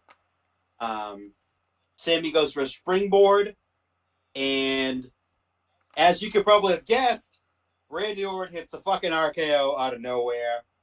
And pins him for the 3. And your winner in advancing to Elimination Chamber, Randy Orton. It was a really great main event. Yeah, I gave it 4 stars. It was great. Fantastic. Post-match too, because Drew was out there. He wanted to fight Randy. And that's it. Yeah. Great show. Great show. Once again, SmackDown just clicking right now. I'll give it an A-. I thought it was awesome. Nothing really wrong with the show. A-. Yeah, nothing wrong with the show really. It's not quite A+ because I've seen A+ territory SmackDowns. Plus, Dawn was there. You know, Dawn puts the show way down. He needs to get out of there. Like, Yeah, he's an asshole. Yeah. I will say, we should He's say, a piece of shit. since Wade Barrett and Corey Graves, it seems like they have their chemistry down now on commentary together. I think Corey. Oh, yeah. I think Corey Graves too. It's definitely clear now. Like, he's not necessarily like a babyface or a heel, but he's more the play-by-play. And Wade Barrett's definitely more the heel commentator. It's gonna be weird though. Like when they do the PLEs, and Corey Graves will be the heel commentator on the PLEs. It's gonna be weird, but And you know, they've pretty much told us on Raw this week that it's going to be Corey and Michael that are going to call Elimination Chamber, because I mentioned in, you know, that Pat's not going to be there, which, you know, is disappointing. But it kind of makes sense. There's no need to send Pat out there. Yeah.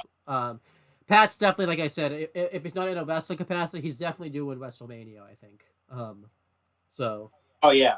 But yeah, fantastic episode of SmackDown. I thought it was a great follow-up to the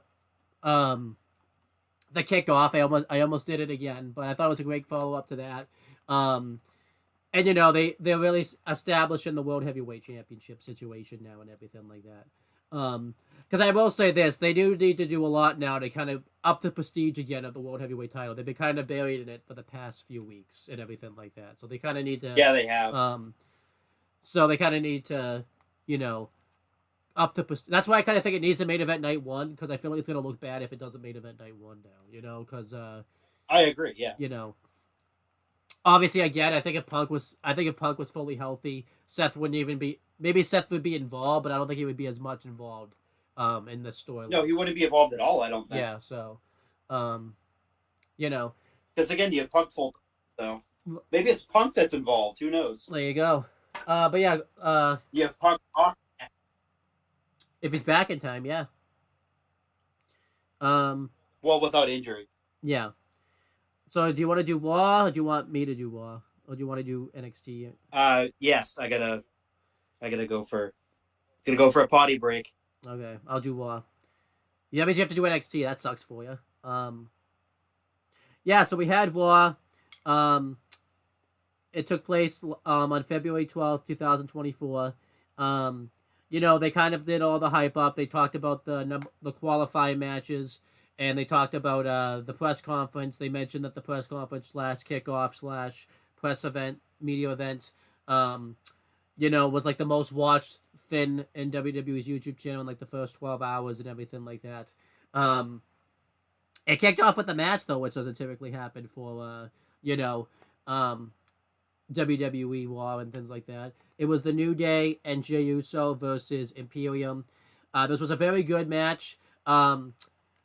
You know, Jey Uso and the New Day dominate Marcel Bartel for a while, and then eventually Imperium get the heat on Jey Uso, and then he gets the hot tag on Kofi. They get the heat on Kofi, and they just destroy Kofi, and then eventually Jey Uso gets the hot tag again, and him and Walter get into the mix. You know, they did a good job of kind of separating those two, but then eventually they really got into it, and eventually... Walter got the hot tag. Well, Walter tagged in Fabian Eichner, and the New Day and Jey Uso hit like a 111D, where like the New Day set it up, and the Jey Uso hit the cutter version of it, and then Jey Uso hit the splash on Fabian Eichner for the win, and Jey Uso and the New Day won. I just finished breaking down the first match, but yeah, this was a very good match. I give it 3 3/4 stars. You know, it was very good. And yeah, both teams look strong. This was basically like a Road to New Japan style match where they would have the two wrestlers that are in a feud go at it. But I thought this was a better version of it because they didn't really have Walter and Jey Uso really mix it up all that much. It was just kind of towards the end, and then they kind of moved on afterwards. But this was very good. I give it 3 3/4 stars. How'd you feel about this opening 6-man tag right here? I thought it was great. I thought it was a really good opener. I liked it a lot. I give it 3. I give it the same. And then we had a vignette for Andrade. Very good vignette here. You know, he just kind of talked about like his past career and talked about how he had to step away for a few years to kind of find himself again. And he says that he's going to be back. And back on the right path and everything like that. I think this was good. You know, he was left off the show last week, but that was kind of whatever. I think they're doing a good job of kind of like not putting him in too much right now. I think the vignette's fine. I feel like, you know, post Chamber, maybe even like post WrestleMania, he'll finally find something. I think it's fine to just do these vignettes for him because a lot of the crowd hasn't seen him in a while, and it's good to kind of like reintroduce him and everything like that. So, what do you think of this? I liked it. It was a really good vignette, a really good way to kind of re-debut him again. Yeah, I thought it was a really good way to re-debut him again. Yeah, so that was good. I don't know what he's gonna do. Obviously, I feel like they'll find something for him. I could see him like feuding with Bronson Reed, you know, first, just because that seems like a good program for him right now. But obviously, they could go either way. Then we had another Elimination Chamber qualifying match. It was Bobby Lashley versus Bronson Reed. Good match, very back and forth. Bronson Reed went for the tsunami, but then Lashley countered it, hit a spear on him, and Lashley won. This was good. I give it 3 stars. I was very disappointed they didn't go with Bronson Reed. I think, like, you know, they're going to be in Australia in front of his hometown and everything like that. I think he should have won. Especially, too, like, he didn't even have to win clean. He could have, you know, faced... Like, they could have had the Final Testament interfere in this match and cost Bobby Lashley the match. I don't know why... Because the Street Profits were there backstage and B-Fab was. I don't know why they didn't go with that direction. I feel like Bronson Reed totally should have won this. I think they're trying to load up the Elimination Chamber match with a bunch of star power on this. But it's like... Bronson Reed, I feel like, you know, it's going to be in his hometown. I think he would have been great in the Elimination Chamber. And I think he should have won. So, overall, how'd you feel about this? I was a little disappointed that Bronson didn't win, but from what I've heard, his wife's due to give birth at any time now. Oh, I see. So it kind of makes sense. Yeah, that makes sense. From what I've seen recently, I think it was yesterday, his wife's due to give birth at any moment. So it kind of makes sense why he didn't win. It sucks that he didn't win. I would have preferred to have seen him win, but again, it's all for looking at it now, it's all for the right reasons. Yeah, because that he didn't win. You don't want to miss that too, because it's like, you know, because if you remember, like around Crown Jewel, Corey, they flew Barrett over instead of Corey because I think Carmella was due to give birth because she gave birth like shortly after. Yep. So I think that's why Corey didn't go that last time. So that makes sense, you know. I think they shouldn't have put him even in the qualifiers, though. They probably, you know, because I gave people false hope that he was going to win. Like, they probably should have had somebody else be in the qualifiers instead or something like that, because it was just kind of weird. Then we had another Sami Zayn interview. This was kind of more the same lines of the previous episode of Raw with Jackie Redmond. I think Jackie Redmond's, like, disturbing him, too. He's just sitting there trying to collect his thoughts and just coming over there and asking him interview questions. Like, leave him alone. Like, you're lucky he's a nice guy, or else he would be, like, you know, telling him to leave him alone. They did something different this time, which I've never really seen before, where, like, Shinsuke interrupted the interview, like, doing it, and, like, did, like, a big promo there and everything like that, talking about, you know, how Sami Zayn should be grateful for the opportunity he has gotten and said that he's going to destroy him. But I really like this. I thought it was cool they did something different with, like, the Shinsuke interview part of it, because you've never really seen something like that before. So, what'd you think of this? This was awesome. Oh, amazing. I thought it was really done well. And then Cody Rhodes comes out to do a promo, and he comes out. He talks about how he picked Roman Reigns, and he plays footage of the Pat McAfee show of the appearance that The Rock was on, and I liked Pat too because he was just he was laughing like while this was playing. He like knew he was gonna be in trouble out of this. Like, it was awesome.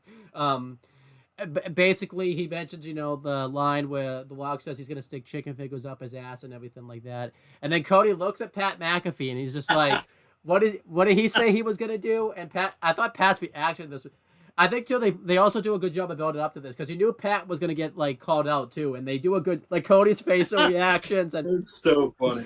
And then he's like, Pat, what am I supposed to do? And Pat, like, very almost shy, like, was like, you're supposed to shove it up your ass. Yeah.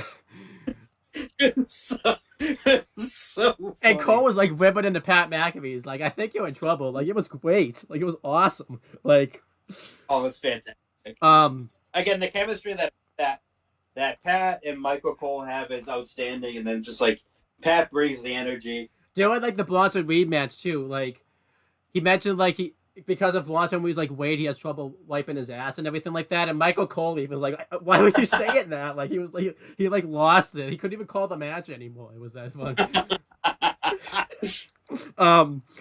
Poor guy. Can't even wipe his ass. I don't think he. I don't. And then yeah, but Cody talks about how promos nowadays have changed pretty much since The Rock was around. We get invested into characters, and he talked about how The Rock wasn't trying to disrespect his family. He wants to finish his story and win the WWE Undisputed Universal Championship at WrestleMania, and you know they haven't really explained like why. Obviously they had the whole thing where like The Rock came in, but I'm kind of like whatever about that because the pivoting obviously to Cody, which is fine. Then Seth comes out, and Seth talks about how he has to finish the story at WrestleMania, not just for himself but for the fans and everybody else. He talks about like how Roman Reigns, power continues to grow in WWE, and if Roman Reigns retains the championship at WrestleMania, his part-time appearances are going to go up, and he's going to start showing up less and less. And the funny thing is, that's totally true. What Seth Rollins is saying, his part-time he'll continue to be up. He's going to show up less and less the longer he carries that title. That's true too. Oh yeah, it's so true. And then, Seth says that he takes some of the blame of the way that Roman Reigns is now because when they were both in the Shield together, he taught Roman Reigns everything he knows, but he never envisioned the monster that he would become. And he mentions that he doesn't have to fight this battle alone. You could have a shield per se. And this is essentially Seth Rollins offering to help Cody Rhodes. Obviously, this was great. I had some false hope because I was thinking it was going to be another member of the Shield that he was talking about. But obviously, he signed to another company until 2027, so it's not going to be him. But you still have that false hope when he talks about this stuff. But this was really great stuff, and it was a fantastic promo by both men. How did you feel about this? It was awesome. A+. I loved every minute of it. Got me really excited. Loved it. It really carried over from what happened on Thursday, and to know that they're both aligned together. They both have a mutual respect for each other. I really love it. I think it's awesome. Then, Jey Uso gets interviewed, and he talks about basically, we find out that there's going to be an Intercontinental title match between Walter and Jey Uso on the next episode of Raw, and he kind of has a promo about that. That was really good.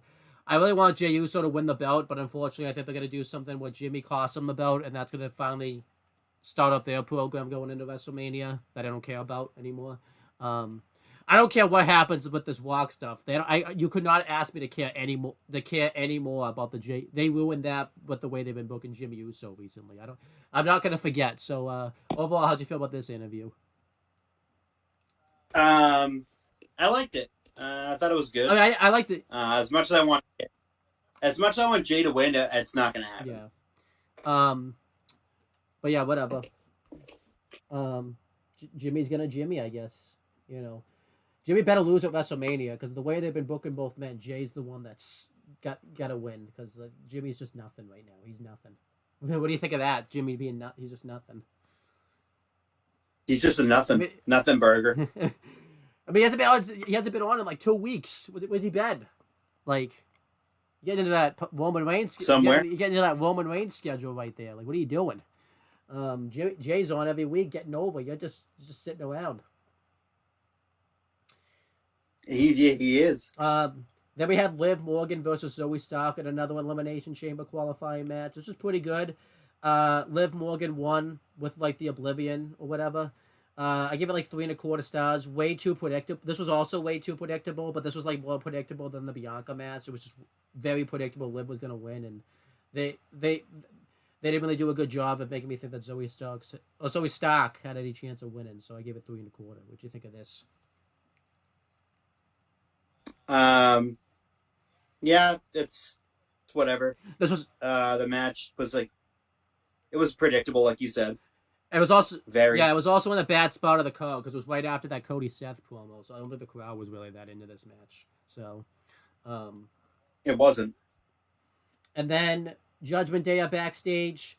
They're walking together, and R-Truth comes up to him, and he's like trying to be with him and everything like that. And I loved it too because he calls out JD, being like, "What are you doing at Judgment Day? You're not at Judgment Day." He like, you keep thinking you are, but you're not. And then they all just walk away. And then Damian Priest is like, "Okay, you were never at Judgment Day. I've been trying to be nice, but you're not in Judgment Day. You never were, and we're gonna beat you up."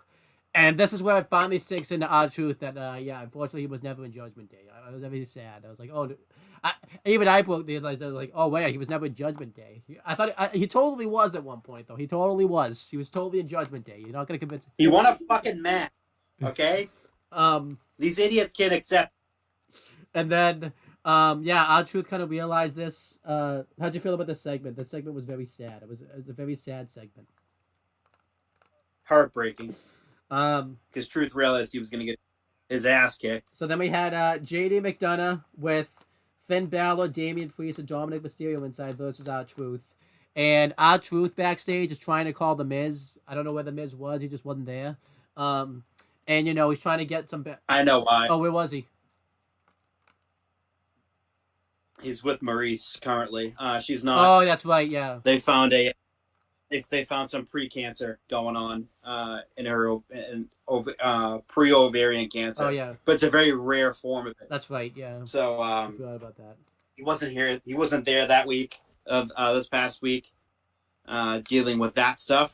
You know, it's not something anyone should be going through. It's very, very sad. But hopefully she can get through this. But yeah, that's why he wasn't there. You know, R-Truth didn't know because he doesn't know anything. You know, he's so worried about getting his ass kicked by Judgment. He doesn't know what's going on. So, you know, he's trying to get the Miz to fly in. There's no time really, but like, you know, Adam Pearce comes over and he's like, "You have a match right now." He's like, I got to deal with this right now. And Adam Pearce has to like push R-Truth out there to like go have his match pretty much. Like, get out there. Like, that was pretty funny. And I like too when R-Truth came out, he still had like his cell phone with him and everything like that. And he like gives it to like, I think Samantha Urban or something. And he's like, "Hey, if the Miz calls, let me know," and everything like that.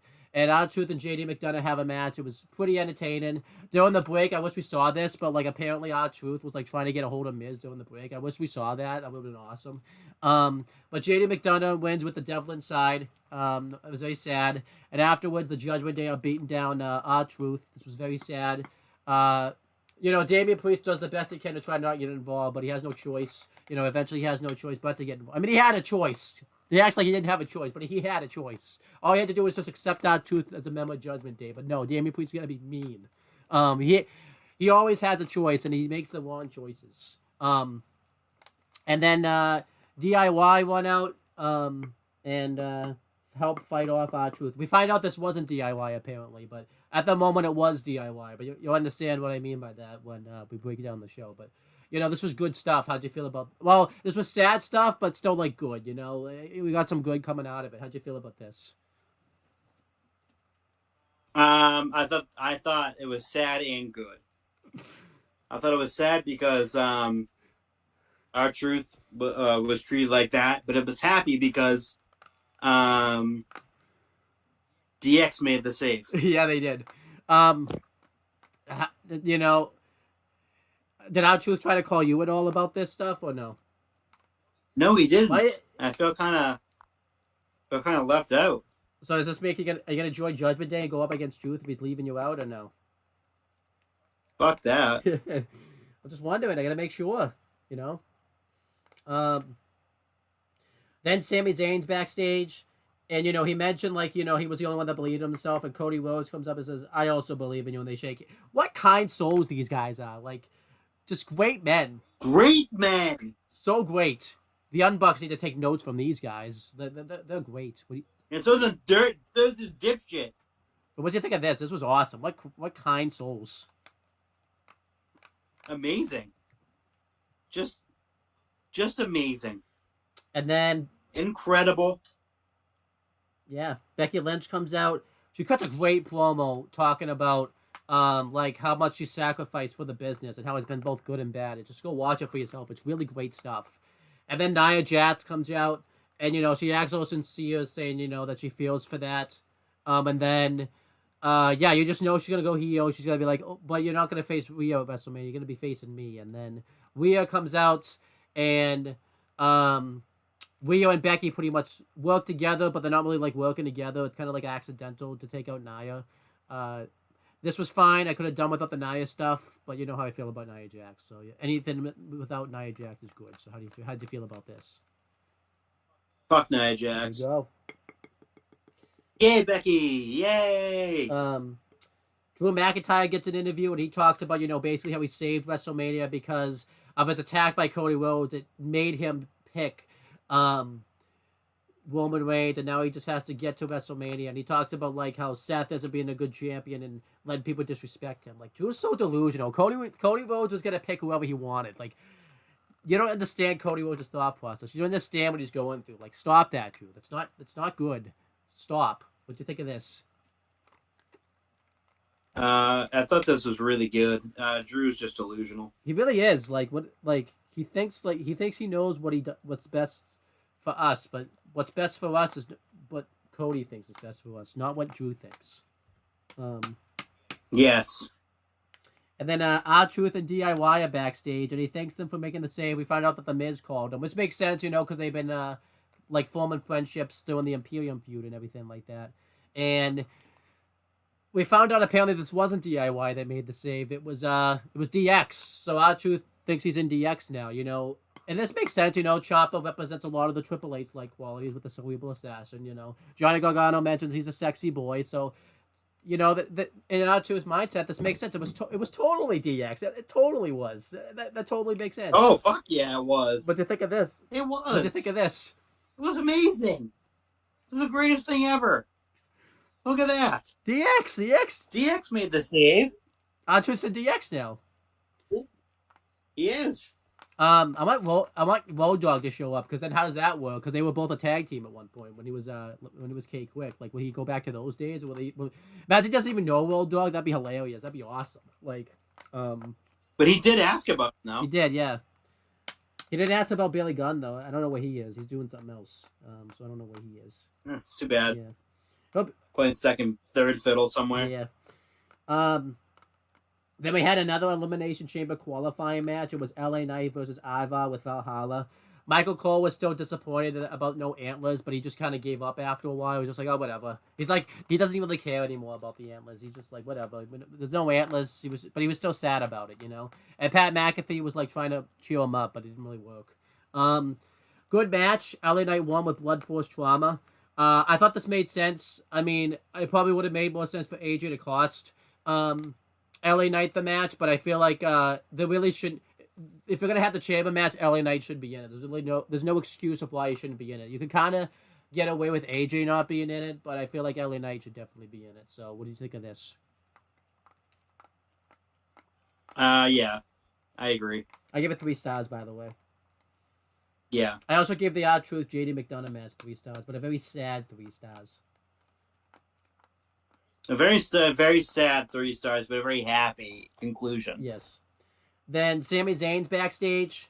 Drew McIntyre's like standing in his way, and he says that he heard what he said about him, and he basically tells him to keep his name out of his mouth. But Sami said he's gonna say whatever he wants, and he lets Drew lets Sami go by him. And I like what they did here, because this just shows in the Vince era he would have just gotten like attacked, looked like a stupid babyface, but like Sami kept like staring him down to make sure that he wasn't gonna get attacked from behind. So good, smart babyface Sami Zayn. And again, still is a kind human being. He could have gone into a physical altercation, but he realized he has a match later, so he's gonna focus on that. Like, good human being Sami Zayn is. Take notes. What do you think? Hey, fuck yeah! What do you think of this? Amazing. Great. What a just great stuff. great human being. We like to see great human beings. Unlike Drew. Drew thinks he's a great human being, but he's not. Then Indy. He can't be. Then Indy Hartwell, Candice LeRae, and Adam Pearce are backstage. They're talking about somebody. We don't hear what they're talking about. At this point, did Sami come out and then they did this segment, so Sami had to wait a little bit, or am I wrong on that? Did that not happen this time? I feel like that did happen. Like, Sami came out, then they did the commercial, and then they did this segment. I'm pretty sure that happened. Yeah. And then we find out there's going to be a last chance, like, Battle Royal next week. they really didn't do a good job explaining this, because I thought it'd just be for the people that already qualify, but instead, like, it seems like it's gonna be like anybody can be in this battle royal next week, which is just weird. It doesn't make sense. But Chelsea Green wants to be in it, and Adam Pearce is just annoyed. Chelsea Green hasn't gotten the memo yet that Adam Pearce is higher management, which isn't true. Triple H is the one that's higher management. So get your facts straight, Adam Pearce. And she's talking shit about Zoe Stark and Shayna Baszler, and when she turns around, they're like behind her, and that was it. This was a good segment, though. I like this. What do you think of this? Good segment. I agree. Yeah, got to serve a purpose. I mean, Adam Pearce needed a drink after the segment, so it wasn't good for him. You know, he had to have, you know. It seems like R-Truth and Chelsea Green are the ones that make him have to have a drink. So maybe he should stay away from them. He can't help it. Then we had the main event, which was awesome. It's not the show, so you can stay right where you are. It was Shinsuke Nakamura versus Sami Zayn. This was a great main event. This is probably the closest they've ever come to topping the NXT TakeOver Dallas match. Like, it was really great stuff. Eventually, Drew makes the one's interference, and Nakamura hits the Kinshasa on him for the win in a 4-star great match. And afterwards, these mean heels attack Drew No, they don't attack Drew. They attack Sami Zayn. And they beat him up, and then that great, kind soul Sami Zayn. No, not Sami Zayn. He's getting beaten down. The great, kind soul Cody Rhodes makes the save. What a... I know I went all over the place there. What? I get the names wrong, but whatever. We've been doing this for over 2 hours. Okay, we have one more show to still break down. But what a great, Cody Rhodes. What a great kind. Yeah, Cody Rhodes makes the save and help save himself. Yeah, he did. He did. And this build's good because Cody and Drew are having a match with each other next week. I was thinking they were going to do a tag match at Chamber, but I forgot they can't do that because Drew's in the Chamber, so that's really impossible unless Drew pulls double duty. But he's not doing that. He's got better things to do. But yeah, what a great segment this was, and a great man Cody is. Like, we're seeing the example of Cody Rhodes and Sami Zayn are setting for the roster. They need to follow their example. What do you think of this? This was awesome. I fucking agree. What a fucking great group of men that they are. Wonderful, splendid men. Yep. How'd you feel about the match, though? What'd you give us, like, a star rating? 4. Outstanding. And that was Raw. Thought Raw was great. I'll give it, like, a B+. It was great stuff. Just great all around. It was awesome. I absolutely agree. We've been talking about all this positivity. You have your notes ready for this. What we just saw great, fantastic shows. Then NXT happened last night. And we're like, oh, what happened? Well, we know what happened, but yeah, let's talk about it. Take us through NXT from last night. I don't know what happened. I say I don't know what happened, but we know what happened with NXT last night. We know what happened. So NXT has kind of appeared one day and said, "Hey, I'm NXT." From the Capitol Wrestling Center, with Byron Saxton and Vic Joseph as your commentary team. The show opened up very abruptly with Noam Dar and Ora Mensa, and they're just chilling backstage.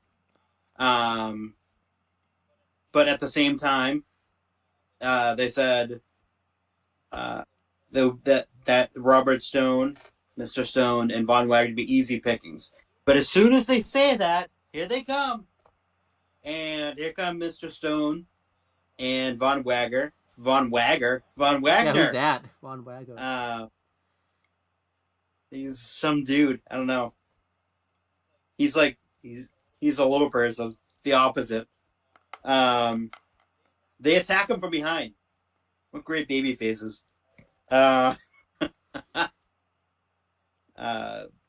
So they fight all the way back to the ring, and we have that tag team match now. It's Metaphor. It's Metaphor's Noam Dar and Ora Mensa versus Robert Stone and Von Wagner. And it was okay until the end. Yep. they played up Mr. Stone like he was this sympathetic babyface, and it worked because he was getting his ass kicked for the majority of the match, and Vaughn comes in, hits a Tesla-like nasty looking big boot, and then hits the double choke slam on Oro and Noam, and then he goes for something else, and they clip him, and they get the pin. Oro Mensa clipped Von Wagner, and he fell down, and Noam Dar pinned him. And the match, it just was okay. Nothing special, but the ending really sucked. Really, really sucked. Yeah, it was really bad. There was no reason for Vaughn and Mr. Stone to lose this match. They built this whole story around that Mr. Stone, was having a match. This was the first match his kids were going to see. And, they kept saying, like, he wants his kids anyways, to, like, go to school and not have to think of his father as a loser. Like, there was all the reasons in the world for Mr. Stone to win. It's like they didn't want to make Noam Dar look weak, but it's like he's kind of like a chicken shit weak character anyways. I don't think it had hurt him that much. Plus, Oro Mensa could have just taken the pin. So it's like, I don't understand why they didn't have him win. It seems like, exactly. They've been really... We had this big fantasy booking last year when they started doing this stuff with Von Wagner, and it seems like they've fucked it up every win. He never wins a match, and he always looks stupid in defeat, too. It's they have really done him badly, and, it just sucks. And he's, like, barely ever on the show now. Like, he's lost all of his momentum that he had from last year. He doesn't get as big of a pop anymore when he comes out now, which really sucks. Like, and you know what? Because he really had the empathy. Yeah. And then what really sucks now, too, like you said, they got a sneak attack, and they still lost. Like, that's stupid. Like... Terrible baby. It'd be one thing too if Mr. Stone took the pin too, but he didn't take the pin. He was gone. Like, it was Vaughn that took the pin. Like, what? That's so stupid. Like, this whole thing was just dumb. Like, and it seems like they're not gonna continue really a feud out of this either. Like, it seems like this is done now. Like, Vaughn's lost all of his feuds too. Like, since he's been back. Like, yeah, it's stupid. Just dumb. Yeah. So it cuts to Rich Holland. He's making his entrance. They go to commercial break, and they come back. Here comes the special. They they do a Chase U segment. Yep.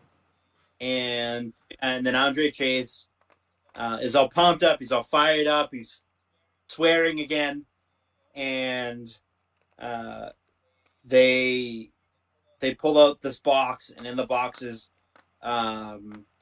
Duke Hudson's MVP trophy. Places it right back down on Duke Hudson's desk, and looks like Chase U's back in business. And Adriana Rizzo and her fucking fake forced Italian accent come in, and JC goes over and gives and after Adriana tries to get the envelope from her because there's a big wad of cash in that envelope, and she gives it to her, but she says that JC expects the family to win tonight, and in retention, she hopes this is payment to have Chase U get a tag title shot. Which is pointless now because they lose. Yeah.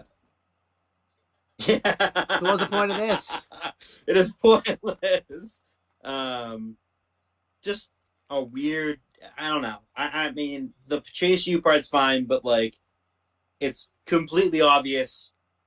It's slapping you right in the fucking face. JC Jean's gonna turn on him. It's so obvious. Yeah, and I feel like, Chase U, it just keeps getting ruined every week, Ever since they got over last year, Shawn Michaels has been going out of his way to, like, really ruin them. Whether that's having infighting or, like, adding things to it that doesn't make it cool. Like, adding Riley Osborne, he doesn't need to be in this group. It really should have just stayed Duke Hudson Thea Hale and Andre Chase, but they keep adding things to it to just make it not good. Like Riley Osborne, I guess could. As character, like if he wants to be the teacher, and it's like those two are the students and the main focal point of the university, that's fine. But like they keep adding random fucking people to it. Like like Riley Osborne, like fine, but like it's just now you got JC to it. It's obvious that she's gonna turn on them. It's just not good. But like Riley Osborne, I wouldn't mind him being in it, but they're adding this random romance angle with him and Thea Hale that's not working either. You know, it's just really awkward. I don't know. Nathan Fraser thinks about that. Well, he looked like and Blair Davenport. it's just really that's because that's also really funny because it looks like Nathan Fraser's going. Like, if you wanted to give Thea Hale a romance angle, why don't you let's put Nathan Fraser in the group? It makes sense. They're hated in real life. Like, why not? Like, yeah, I don't know. It's just stupid. Everything's. It's just. And again, I think this is Shawn Michaels' revenge because he got mad the stable got over when he didn't plan on it. Very much so. And he's like spiteful, and he's been like trying to ruin it ever since. Like, I don't understand why he's so mad too. That's not they were in their hometown when they like were over. So it's like, what did Shawn Michaels think was gonna happen? They weren't gonna be over. Like, exactly. Yeah, I don't know why he booked when he booked them in that tag title match. Like last year, he put them in last minute. Like, what did he think was gonna happen in their hometown? Well, whose hometown was it? Was it Andre Chase's hometown? I forget whose hometown it was. Was it? Yeah, it was Andre. So, Chase. like, what did he think was gonna happen? Like, oh, I guess they're not gonna be over in the hometown. Yeah, I guess. And he got mad. It seems like he's been mad about it ever since like they got over. It's like, oh my gosh, why did they get? What happened? Like, he's been so. Fuck these guys. This was. The fuck? Come on, I'm gonna break them up. No, he can't break. Come on. He's been like trying to make us. I think it's like he wants to make us want him to break him up. So he's like trying to do all this shit that doesn't make any sense, and then. Come on, I fucking hate tag teams. Because I turned on Marty Jannetty, I super kicked him in the face, and I threw him through glass. And that began my hatred for tag teams and stables. Yep. Ever since that day. So it's like I hated tag teams. So every tag team he puts together, just wait. You know what? He's broken up so many tag teams. They can't even have a women's tag team division anymore because he broke up all the women tag teams. That's how bad it is. Like, stupid. Yeah, this is just dumb. Now we actually get to this stupid match. Now it's Gallus versus Ridge Holland in a gauntlet match, and none of this makes any sense. Basically, I don't even fucking care. It basically ends in a no contest. It's an elimination style match. Wolfgang got eliminated, and then Mark Coffey should have been DQ'd, but wasn't. And there's ruled a no contest, and they jump him. And the fucking Gallus tries to beat him up again for the 50th week in a row because they can't think of anything else to do. And then he fights them off. He beats them up with a chair. He hits Joe Coffey repeatedly with a chair as an act of, like, aggression, I guess. Unhinged moment for him. And then he falls backwards into the ropes and is looking at his hands like, oh my God, I've done it again. Ah! Like almost sobbing. And I'm like, wow, they've made Ridge Holland a fucking bitch. Yes, they have. Like, he gets the shit beaten out of him. The little shit beaten out of him for weeks. And he gets his revenge and then make him look like a bitch in the end anyway. And I talked about this off camera. They did this angle with like Ilya Dragunov where Ridge Holland accidentally injured him, and they've done nothing with it since then. Like it's been nothing. Like Ilya Dragunov. He's a fucking face again. Like, they're trying to play him off like he's the sympathetic baby face. Like, what the This fuck? is terrible. It's so bad. This is not. I don't get this booking. No, I don't. Like, I just don't. Eventually, they're gonna have to put 2 wrestlers with them. I don't fucking care who they are, but eventually, you're gonna have a fucking 6-man tag that ends this god awful feud. I don't even know who they can put with them because Shawn Michaels has broken up every tag team. I don't care. Fucking Boa and Dante Chen. I don't fucking care. Andre, maybe Just 2 random fucking maybe people. Chase U is gonna be with them. Who knows? But it sucks either way. It's terrible.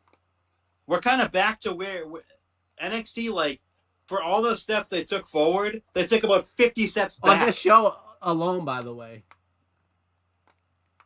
It's just a clusterfuck and a complete mess. It's like Shawn Michaels was like, "Oh my gosh, this is too good. I have to fuck this up now." It's like, I have to. did he write this? I must go on a mission. Did he write this show on like a napkin in like the last minute or something like that? Like that's what this show felt like. and then the napkin got wet. So he had to piece it together. And he can't see what, and he pieced the one things together or something like that. Like, fucking dog shit. This entire thing. Oh, it gets worse later in the show. We're not even at the real dog shit yet either. There's only like 2 good things on the show. Yeah. So they're backstage, and I'm not gonna fucking say it like that because that's not his name. Brian Pillman Jr. comes up to Von Wagner and Mr. Stone, and he just basically starts making fun of him. He calls them a disappointment to Mr. Stone's kids, and then Mr. Stone gets pissed off, and then Brian Pillman just basically laughs his way off the screen. Says he has big. I thought this was nice to get Brian Pillman involved in something because he hasn't been involved in anything since the Carmelo Hayes shit. Yeah, I mean this was fine. Yeah, this was fine. So they show Lola Vice making her entrance, and they go to commercial break again. Yep. They come back from commercial break, and they show the No Quarter Catch Club and club. Yeah, it's a club now. It's a crew, not a No Quarter Catch Crew. Hey, better than no. Wait, you said no. It's 2 corner catch crew, not no. It's 2, not no. It's 2. We can't even get the name of this faction right. I called it. Jesus Christ! There's no quarters in it. Apparently. No one has any quarters. And now the club. Now they're a club, not a crew. Apparently. The no quarters to give catch club. I bet you're happy. And they're looking. I bet you're happy they don't have any quarters to give. By the way, like they shouldn't. Because you hate no quarters, motherfucker. I think you're gonna join that faction. None of them. They'll be the best faction to join because you're not paying with quarters. Well, apparently, yeah, that's what you think, but then you're gonna find out it's 2 quarters, and they're stalking the Heritage Cup. Yes, they are. Looking at it and talking about it. And then Noam Dar gets really jealous that they're looking at it like it's his girlfriend, and then I think it is. Runs off with it. I like this. But yeah, I think they're gonna end. I think it's gonna end up being Charlie versus Noam for the Heritage Cup. I think would be Charlie should squash him too, like knock him out or something like that. Like it should be like a squat. He should get 15 pins in the first round and then win. That's not how that. In a squash. That's not how that works, and you know that. They should break the rules then.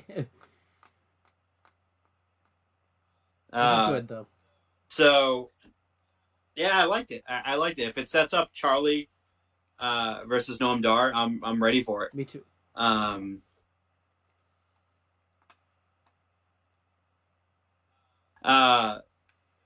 now it's the match. Fucking Lola Vice versus Tatum Paxley, and this match sucked. Terrible. And as we were talking about this stuff off camera, why the fuck was Tatum Paxley kicking out of 3 of Lola's finishes? Yeah, I don't understand that. Yeah. This is not a main event talent. This is not a champion This is a fucking jobber that they relegated to the fucking house show circuit.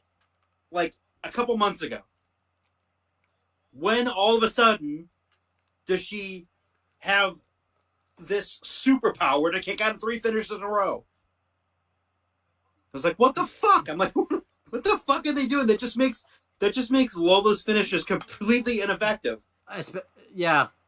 And then they did this bit like when Lara Valkyria came out, and she was supposed to like give her energy and all that type of stuff, and then she's so lost. Like imagine the Undertaker with his urn, Paul Bear raises it in the air and he just loses right afterwards. Like imagine that happened. That's essentially what this was here. It's essentially what it was. Then Lola wins eventually with a triangle choke type sleeper thing with her legs. This sucked. There's no reason for Tatum Paxton to be kicking out of 3 finishers and then losing to a submission. This is not Lyra Valkyria in this match. This is fucking Tatum Paxley, the confused lesbian. And Lola Vice has no credibility anymore. Like you're gonna keep asking every week, where's her breakout contract? You know, I think Shawn Michaels thought that contract was like on fire or something. He was like in no rush to have Oba Femi and Lola Vice get rid of it. Like I think he thought there was poison in there or something. He was like, oh my gosh, get rid of that. We don't want that here. Get that out of here. That's what it was. Get the fuck out. I wouldn't be shocked. Get it the fuck out. I wouldn't be shocked if he like threw that in the. If you ever notice this though, anyone that wins the tournament since he's booked the show, he like has them get rid of their contract in like a rush. He's like, oh my gosh, get that out of here. Get that out of here. Yeah. It's like nope. Like the second they win that really? I think the second they win that tournament, he's like afraid of that contract too. He's like, oh my gosh, get that out of here. He like throws it. I feel like he throws the contract like in the trash too, and then they have to like retrieve it behind his back too. And then when he sees that they, I feel like he like grabs the contract and then just whips it out in the parking lot, and then locks the doors so they can't get out. And then like they get told, oh, we're gonna do the breakout tournament again. He's like, crap, no, I don't want that contract here. He's like, well, we have to do the tournament. It's a yearly thing. Okay, we'll do it, but we have to get rid of this contract like fast, like really fast. Throw it in the dumpster. That's probably what he does too. Get rid of it. And like or have someone cash in and they want to sell.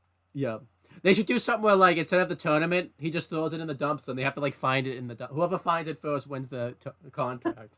And then he's like, oh, go cash that in. And then they have to cash it in at the Royal Rumble and then be the first person eliminated. Doing the match too. Yeah. Yep. Like R-Truth. Yeah, that'd be awesome. R-Truth should just win the breakout tournament one year. Fuck yeah. Except for then he could cash it in on the main roster. Yeah. No, he cashes it in on like Level Up.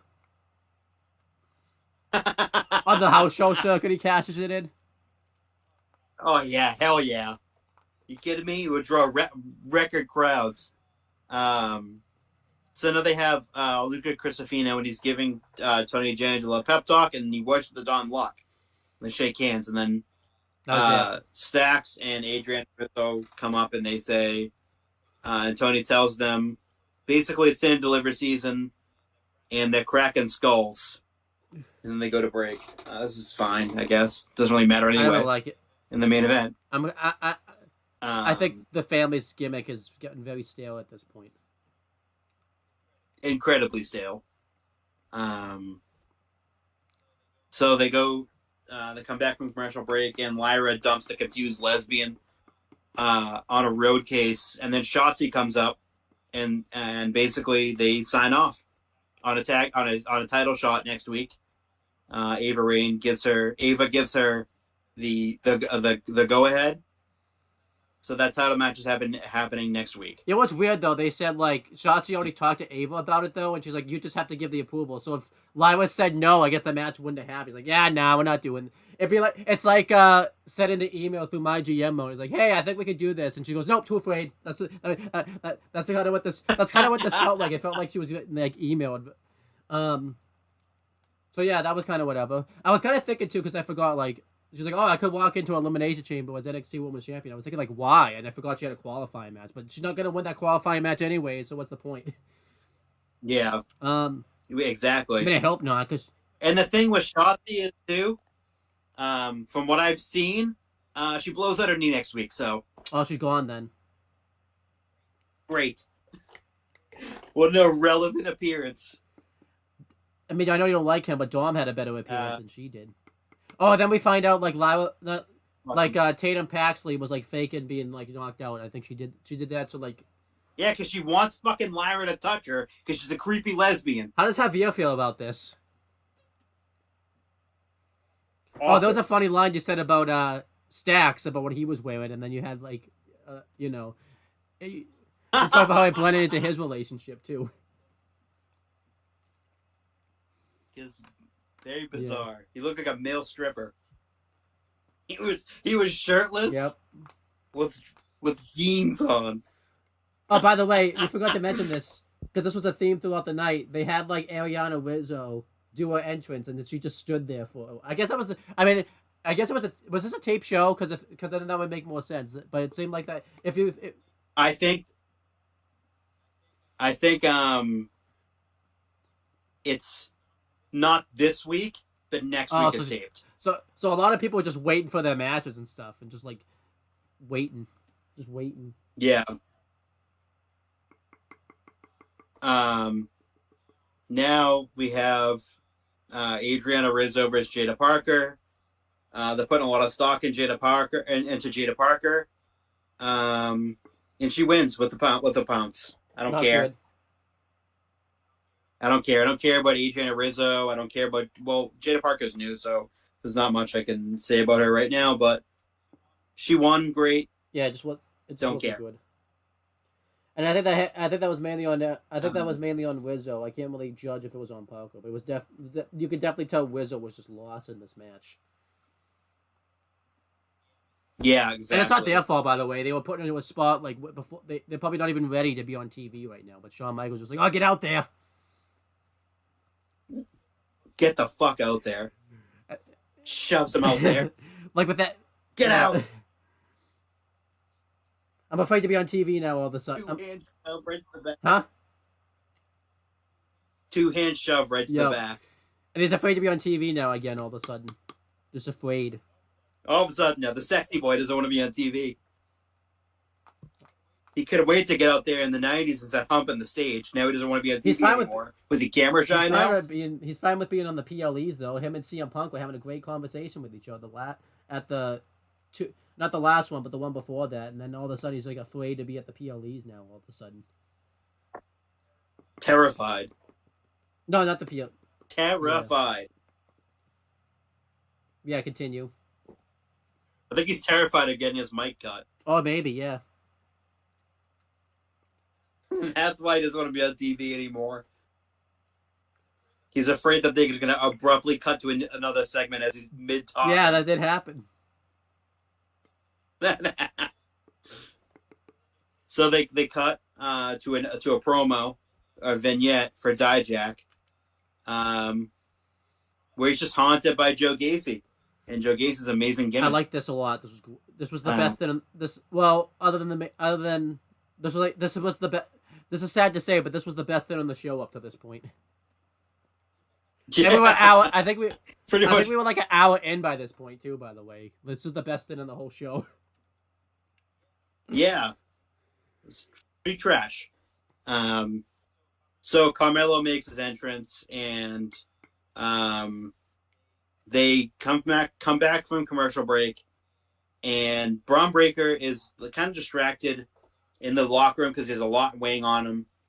He's got offers both from Raw and from SmackDown, and he just met with Triple H recently on SmackDown to talk about what looks like they were talking about his future. And Baron Corbin tells him, "Hey, get your head in the game. They have an important match in the main event tonight." Yep. And it's basically they talk about being the Wolf Dogs. And Barry Corbin promises if they win tonight, he'll say it one time. He hasn't done it yet though. I feel like he's gonna do it next week. Yeah. And again, this is So probably, now we go to that match now after they were in the ring for 45 Yeah. minutes. Carmelo Hayes versus Joe Gacy. And this match was completely unhinged. It's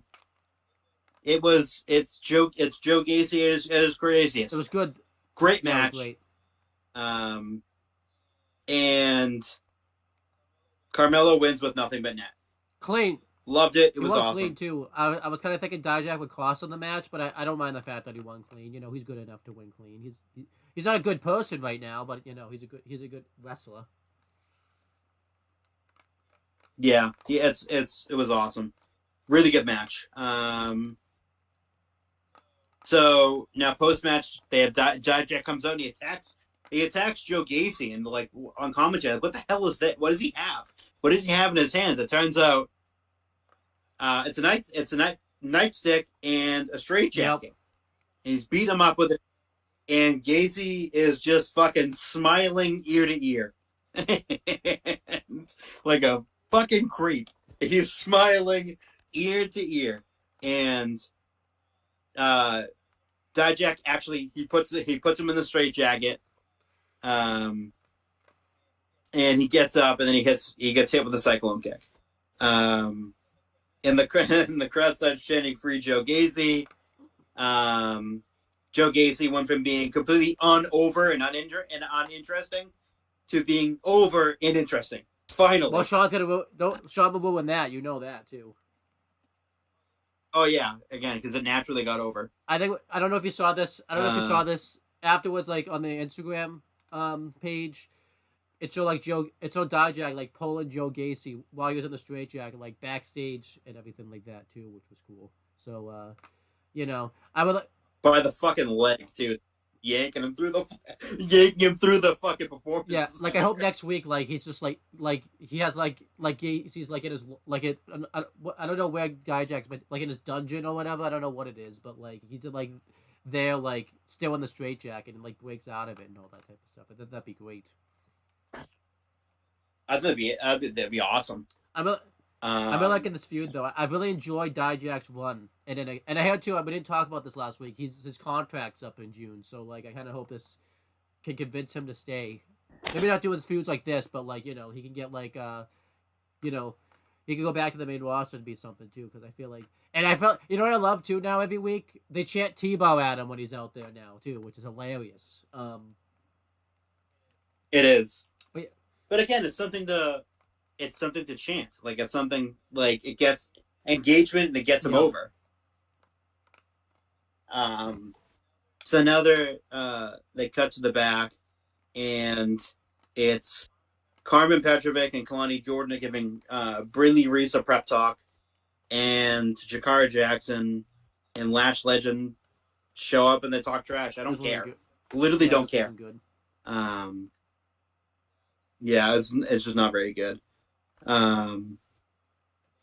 They show Oba Femi walking backstage to go to the break. They come back from commercial, and Roxanne's in the locker room, and she's upset that Lil Vice ruined her one-on-one rematch. Shotzi rolls up.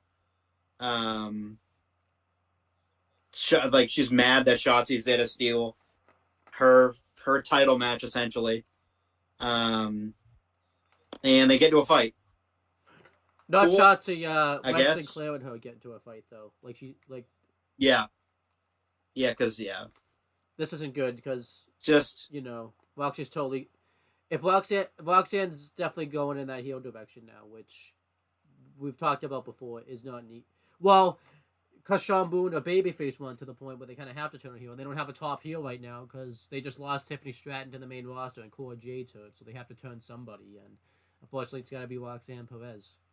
I mean, if anything, Roxanne Perez should be on the main roster after Stand and Deliver, but they don't have a top woman right now as a heel. Well, Blair Davenport, they don't. Davenport they have, but Shawn Michaels fucked that up too. Yeah, that also too. So they cut to a promo. Basically, the Three Faces person they've been talking about for a few weeks now since the pay-per-view. It's interesting to see who it is. I'm very intrigued by that. But we'll see again. We'll see. It could be a fucking wet fart Right. at the end of the day. We don't know who it is. It's just interesting to see who it could be. Yeah. I wonder when they'll debut. That's the real question. If it's Okada, Be fucking Emelina, yeah. If it's Okada, where it's fucking takes forever. yeah. If it's Okada, great. You know, I would love it to be Okada. But if it's not, you know, if it's Okada, I think he's debuting at Spring Breakin', and he's gonna face Dragunov for the belt. But if it's not Okada, then whatever. You know, we've talked because Zero and I have talked about it. You know, as much as I would love Okada to be in WWE, I could kind of see Zero's perspective because, like, you know, he has a kid and everything like that, so he would have if he goes to AEW, he wouldn't have to travel as much. It just makes like his goodbye speech of New Japan not as great because he, you know, he was pretty emotional when he left, and then like, you know, it's weird because he could just go there now anyways, so it's just like weird. It's bizarre, but yeah. Now Obafemi's makes his entrance, and he talks about defeating Dragon Lee and how Dragon Lee was his first casualty. And out comes Brian Pillman Jr. He congratulates him, but he also wants a shot at the title. And he attacks Obafemi, but he shoves him off. And he tries to powerbomb him, but he flees away to safety. I thought the segment was pretty good. Oba looks strong as hell, and Brian Pillman finally with something to do, going after a fucking title, which is pretty cool. Yeah, I like this. They made sense out of it too, because, you know, it was Lexis Kin that basically allowed him to cash in and everything like that. So that was good. The only thing that sucks about it is I feel like the jump in the gun, the match shouldn't be next week. I think they should have waited, maybe not to Stand and Deliver, but at least to Spring Breakin', because, you know, because if that's next week, then I feel like Pillman / Lexis Kin should have laid him out here, because, you know, would have given them some heat going into the match and everything like that. It seems like Obafemi is gonna be playing. I don't think he is a face, but I feel like for this feud, he's gonna be playing the babyface role because of how dastardly Lexis Kin is. It sucks. I feel like Lexis Kin's gonna lose that match because I feel like it's too early to take the title off of Obafemi right now. I wouldn't really think that's that big of a deal if Lexis Kin was on more of a winning streak, but I feel like he's been pulling out wins lately, but he hasn't won like a significant match or like a significant feud since he's been in NXT, and he's been there since October, and I feel like he should have had at least a couple. Yeah, exactly. At least a couple is right. I agree with that. It's just, it feels very rushed at the moment. Trying to get my fucking notes up. My phone's being a bitch right now. Well, we're gonna sit here until your phone behaves itself, because I'm not doing the notes. Yeah, it's fucking freezing like a motherfucker right now. I think it's time for a new phone. It is, because my phone's a piece of shit. You can't have mine though. No, I want a new one. Ooh, that's a shot. Sounds like a shot right there. Oh, I will get one though. All right. I'm not getting it for you. You should. Nope. So now they cut to the back, and for some reason, Jensen and Brace are fighting each other. Yep. Why? Nobody fucking knows. It's terrible. What the fuck is wrong with Shawn Michaels? Seriously. Who even asked for this? Shawn Michaels. Who even thought this was Shawn a good idea? Michaels. Fucking stupid. Yeah. Dumb. I wasn't a fan of them breaking up, but at least they had like a mutual breakup. Then all of a sudden, they're just fighting now. You know, it's stupid. And then Ava pulls them apart, and yeah, dumb. Terrible. I didn't see Shawn Michaels getting in there to pull that apart. Where was he? Where were you? No, because it's a phrase, camera shy now. Mr. Sexy Boy. All of a sudden, so camera shy now. He couldn't wait to be on camera for all those Not years. anymore. So now Kiana James makes her entrance, don't care. And then they come back from commercial, and then Ilya Dragunov. There shows a tweet from Ilya Dragunov saying that Carmelo Hayes' days, the day of reckoning, is coming, which he fucking deserves it. I don't know what. I find it funny now how now, like, at the beginning, Trick hated Ilya and despised him, and now they're like friends. Yeah, It's really bizarre. but it works. You know, like It works too. It's like more of a mutual friend. It's like more of like a mutual respect. plus thing. to the. Like he really likes Trick. I will give Shawn Michaels credit for this. It's not like he's just defending Trick because he's pissed that Carmelo Hayes like accused him of attacking Trick. So he's like, so it's not just he's defended Trick and all that type of stuff. So I think that's good. It's like 50-50. I feel like too. I don't know why Dragunov was left off the show. The only reason I could come up with is either he's injured, not like badly, but like because he got pretty messed up during the Trick match, or like he said, because he said he was in like Germany. Maybe he goes to Germany every once in a while, so that way he can spend time with his son. So maybe they've worked that out because it just seemed weird he wasn't on the show this week. Like I feel like that was just kind of weird. Yeah, it seemed like he could have been used on the show. I don't know. It was weird. But Shawn Michaels is weird, so he's allergic to very. You know. So now we go to that match. Don't care. Piano James wins. Don't fucking care. Even remotely. Do not It's fucking not good. care. Ava is on the phone, and she makes the match official with Briggs and Jensen. The match that no one fucking asked for. And then Roxanne comes up, and she's in a huff. She's pissed off, and she makes a match between her and Ren Sinclair. Don't care. Do not fucking care at all. I know it sounds like I'm fucking cynical, but I just don't care. I just don't care. Most of this, 95% of the show, I could give a fuck less Hey, about. I feel like, by the way, you should say this to the AEW crowd. I feel like they can't call you a WWE mark anymore because you've been 90% negative towards this WWE show right here. It's a WWE syndicated product, and they've been shitting all over it. Because I can be overly There critical. you go. And I have been. I don't like the way they book NXT. It's just awful. It's all over the place. So they show the Wolf Dogs and the D'Angelo family making their way to the ring before the This main is like very event. much takeovers. They come back from yeah, it is. They come back from commercial break, and Blade and Nofe, they're chatting with Brinley Reese, and Nofe says that now she's gonna know how they feel, and I don't care, so I don't fucking care. I must say She does cartwheel. the way they broke down the segment, you could totally tell it was gonna go. They were like, "Oh, she's gonna be all disappointed." You knew the fact that she was gonna come in like a great mood and everything like that too. And this segment drags on for like ever too. Like she doesn't come up. Like this segment went on for like 2 minutes, and it didn't need to go that long. It was terrible. It doesn't need to. They're just trying to kill time. Because NXT, So then because commentary. NXT is not like 2 hours. It's 2 hours and 8 minutes. It's like if you're just trying to like fill time, you don't need to go 2 hours and actually I think it's like 2 hours and 10 minutes. You don't need to go that long if you're just trying to fill time.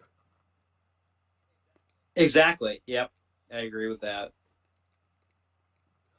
So the next week, so Vic Joseph and Byron Saxon are hyping up the show for next week, and we get to that main event now. Finally, it's the D'Angelo family versus the Wolf Dogs for the NXT Tag Team titles. And I will say this: I'm not going to fucking do this.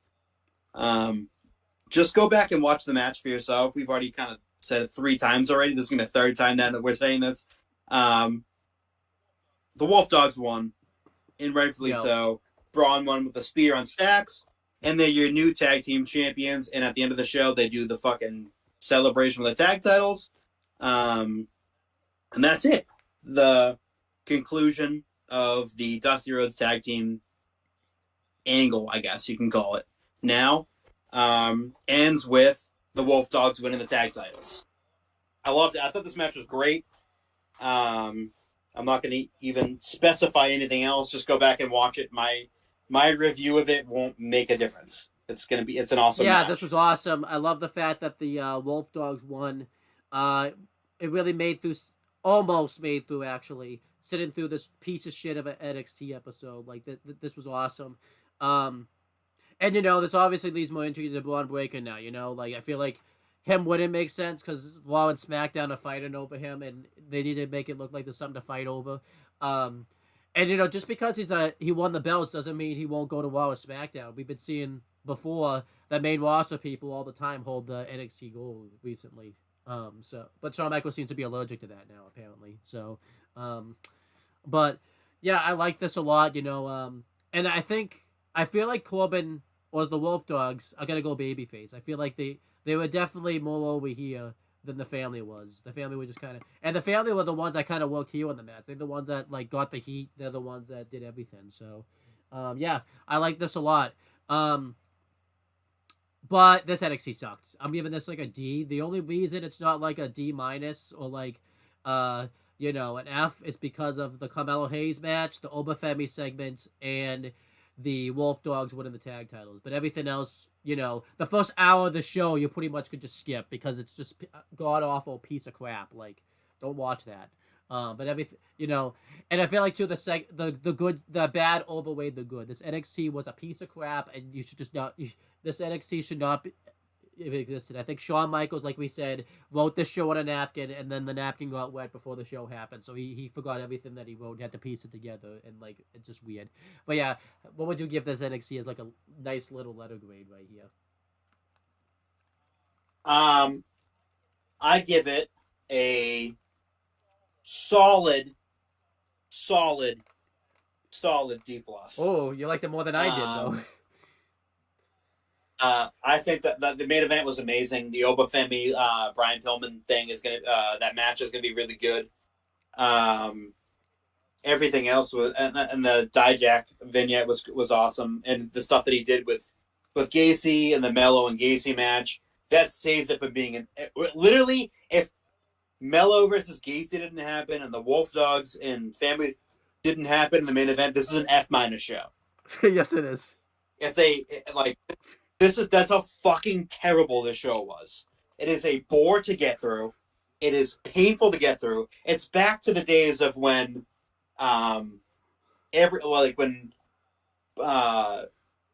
Briggs and Jensen were in a mini feud with each other, and Kiana James and Fallon Henley were involved. Like that era of NXT, which was fucking brutal to get through every single week. And the only thing that was good about those episodes was the opening match always was really fucking good. We didn't have that and the main event was good. And everything else in the middle was fucking hot garbage. And I feel like it's back to that now, and I don't want it to be back there, but it's back there again. But it's not good because they're going to. They just got to deal with the CW and stuff. It's like, do you really want to have this? Like, this is not the NXT that the CW bought. They bought thinking they were gonna. They probably bought this thinking they were getting the NXT we got like in the fall last year. That's probably what they bought that NXT. Like they bought NXT for. Or like NXT from like a few weeks ago, like leading into the pay-per-view, Vengeance Day. Like it was fun. We didn't have really anything bad to say about it. We're like, wow, Sean actually kind of figured it out a little bit here. Like he's starting to get good again. And then he throws this fucking hunk of shit at us. And it's like, again, NXT was just a little bit too good. Here's this hunk of fucking dog shit. It felt like this episode, like we said, he forgot to book the show in advance. We had to write it on like a napkin, like on his plane ride, and then he like you said, the napkin got wet or something like that. That's how this felt like. That's what it felt like. I feel like when they tape 2 episodes of NXT in the same night, one of them suffers terribly. Yeah. It kind of reminds me of like. And I feel like next week's episode is going to be really good because this week's episode absolutely fucking sucked. It kind of reminded me of like, obviously this isn't a great example, but Dynamite during the pandemic where they would tape one, but one would be live. And not that the Dynamites were ever bad, but like you could definitely tell the Dynamite that was taped wasn't as good as the Dynamites that were live, like during the pandemic era days. And that's kind of what this felt like. Yeah. But yeah, honestly, I feel like you're going to watch AEW this week. You'll probably still be critical, but then I'm just going to tell you, hey, it could always be NXT from last night. Could always be NXT. Yeah, exactly. Honestly, I feel like we need like a booking battle to see who could book worse between like Tony Khan and like Shawn Michaels. Not that Tony Khan's a bad booker, I guess, but like there's some bad episodes of Dynamite that really could line up with bad episodes of NXT. I want to see them have a battle about who could book the worst show because you know. That'd be interesting. And I feel like you wouldn't want to hear this. I think Tony Khan would book a better show than Shawn Michaels. Probably could. Because I feel like, you know. Because Shawn forgets. Shawn most of the time forgets that he can book a good show. Yeah. His fucking dementia brain from fucking CTE kicks in, and he forgets, like, hey, this is a hot brand right now. Let's give them something to watch. Not, hey, let's throw this hunk of shit out here that 95% of it was trash. I feel like what would Triple H say to this episode? Like, would he be like, I wonder if he... He'd say, you're fired, John. I wonder if he would call Shawn Michaels and be like, you okay, bro? You good? Like, you know what? Do you want to learn how to book better? Do I have to fire you and your whole team? I feel like too. You know what's the worst? Because at least this would have made the show sitting through easier. If we had Booker T at least on commentary, it would have made it a little easier. Just because like he would. I think that's the best part because he would have to react to this stuff too, and he would make it. He would be like, yeah.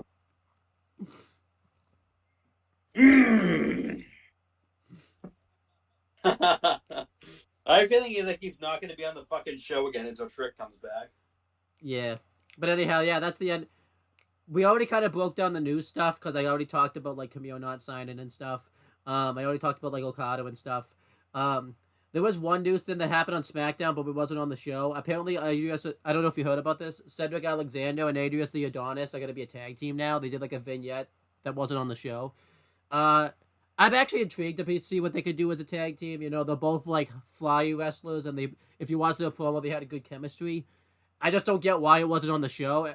Maybe something went wrong on SmackDown, and it caused it to have to be cut. But I feel like if that was the case, they should have just waited a week because it was like a taped vignette. So it's like, because it's for me, I know like WWE does really great online.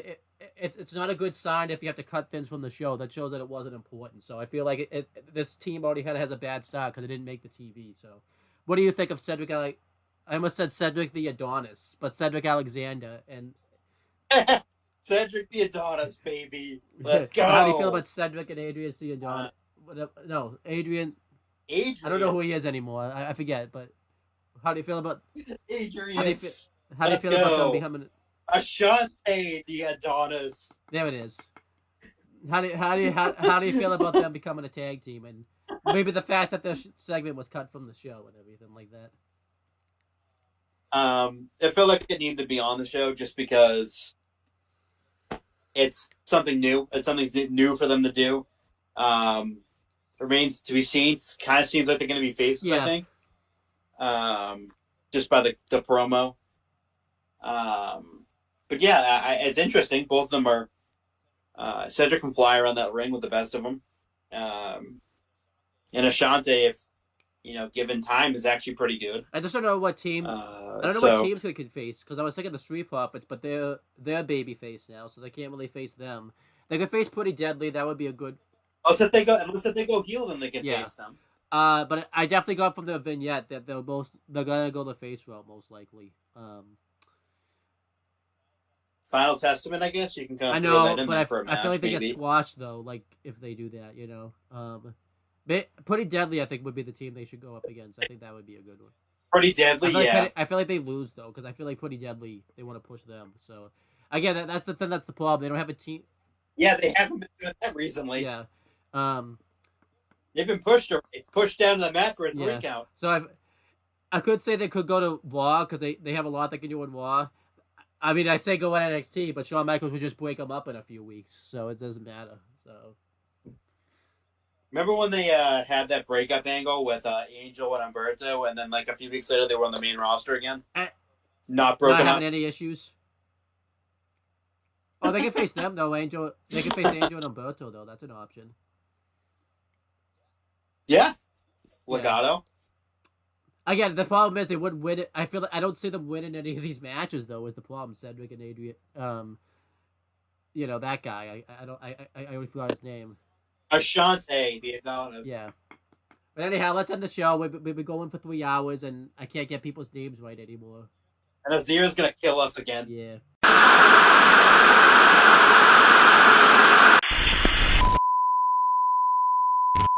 Yeah, but hey, boy, hey, boy, yeah, hey. What?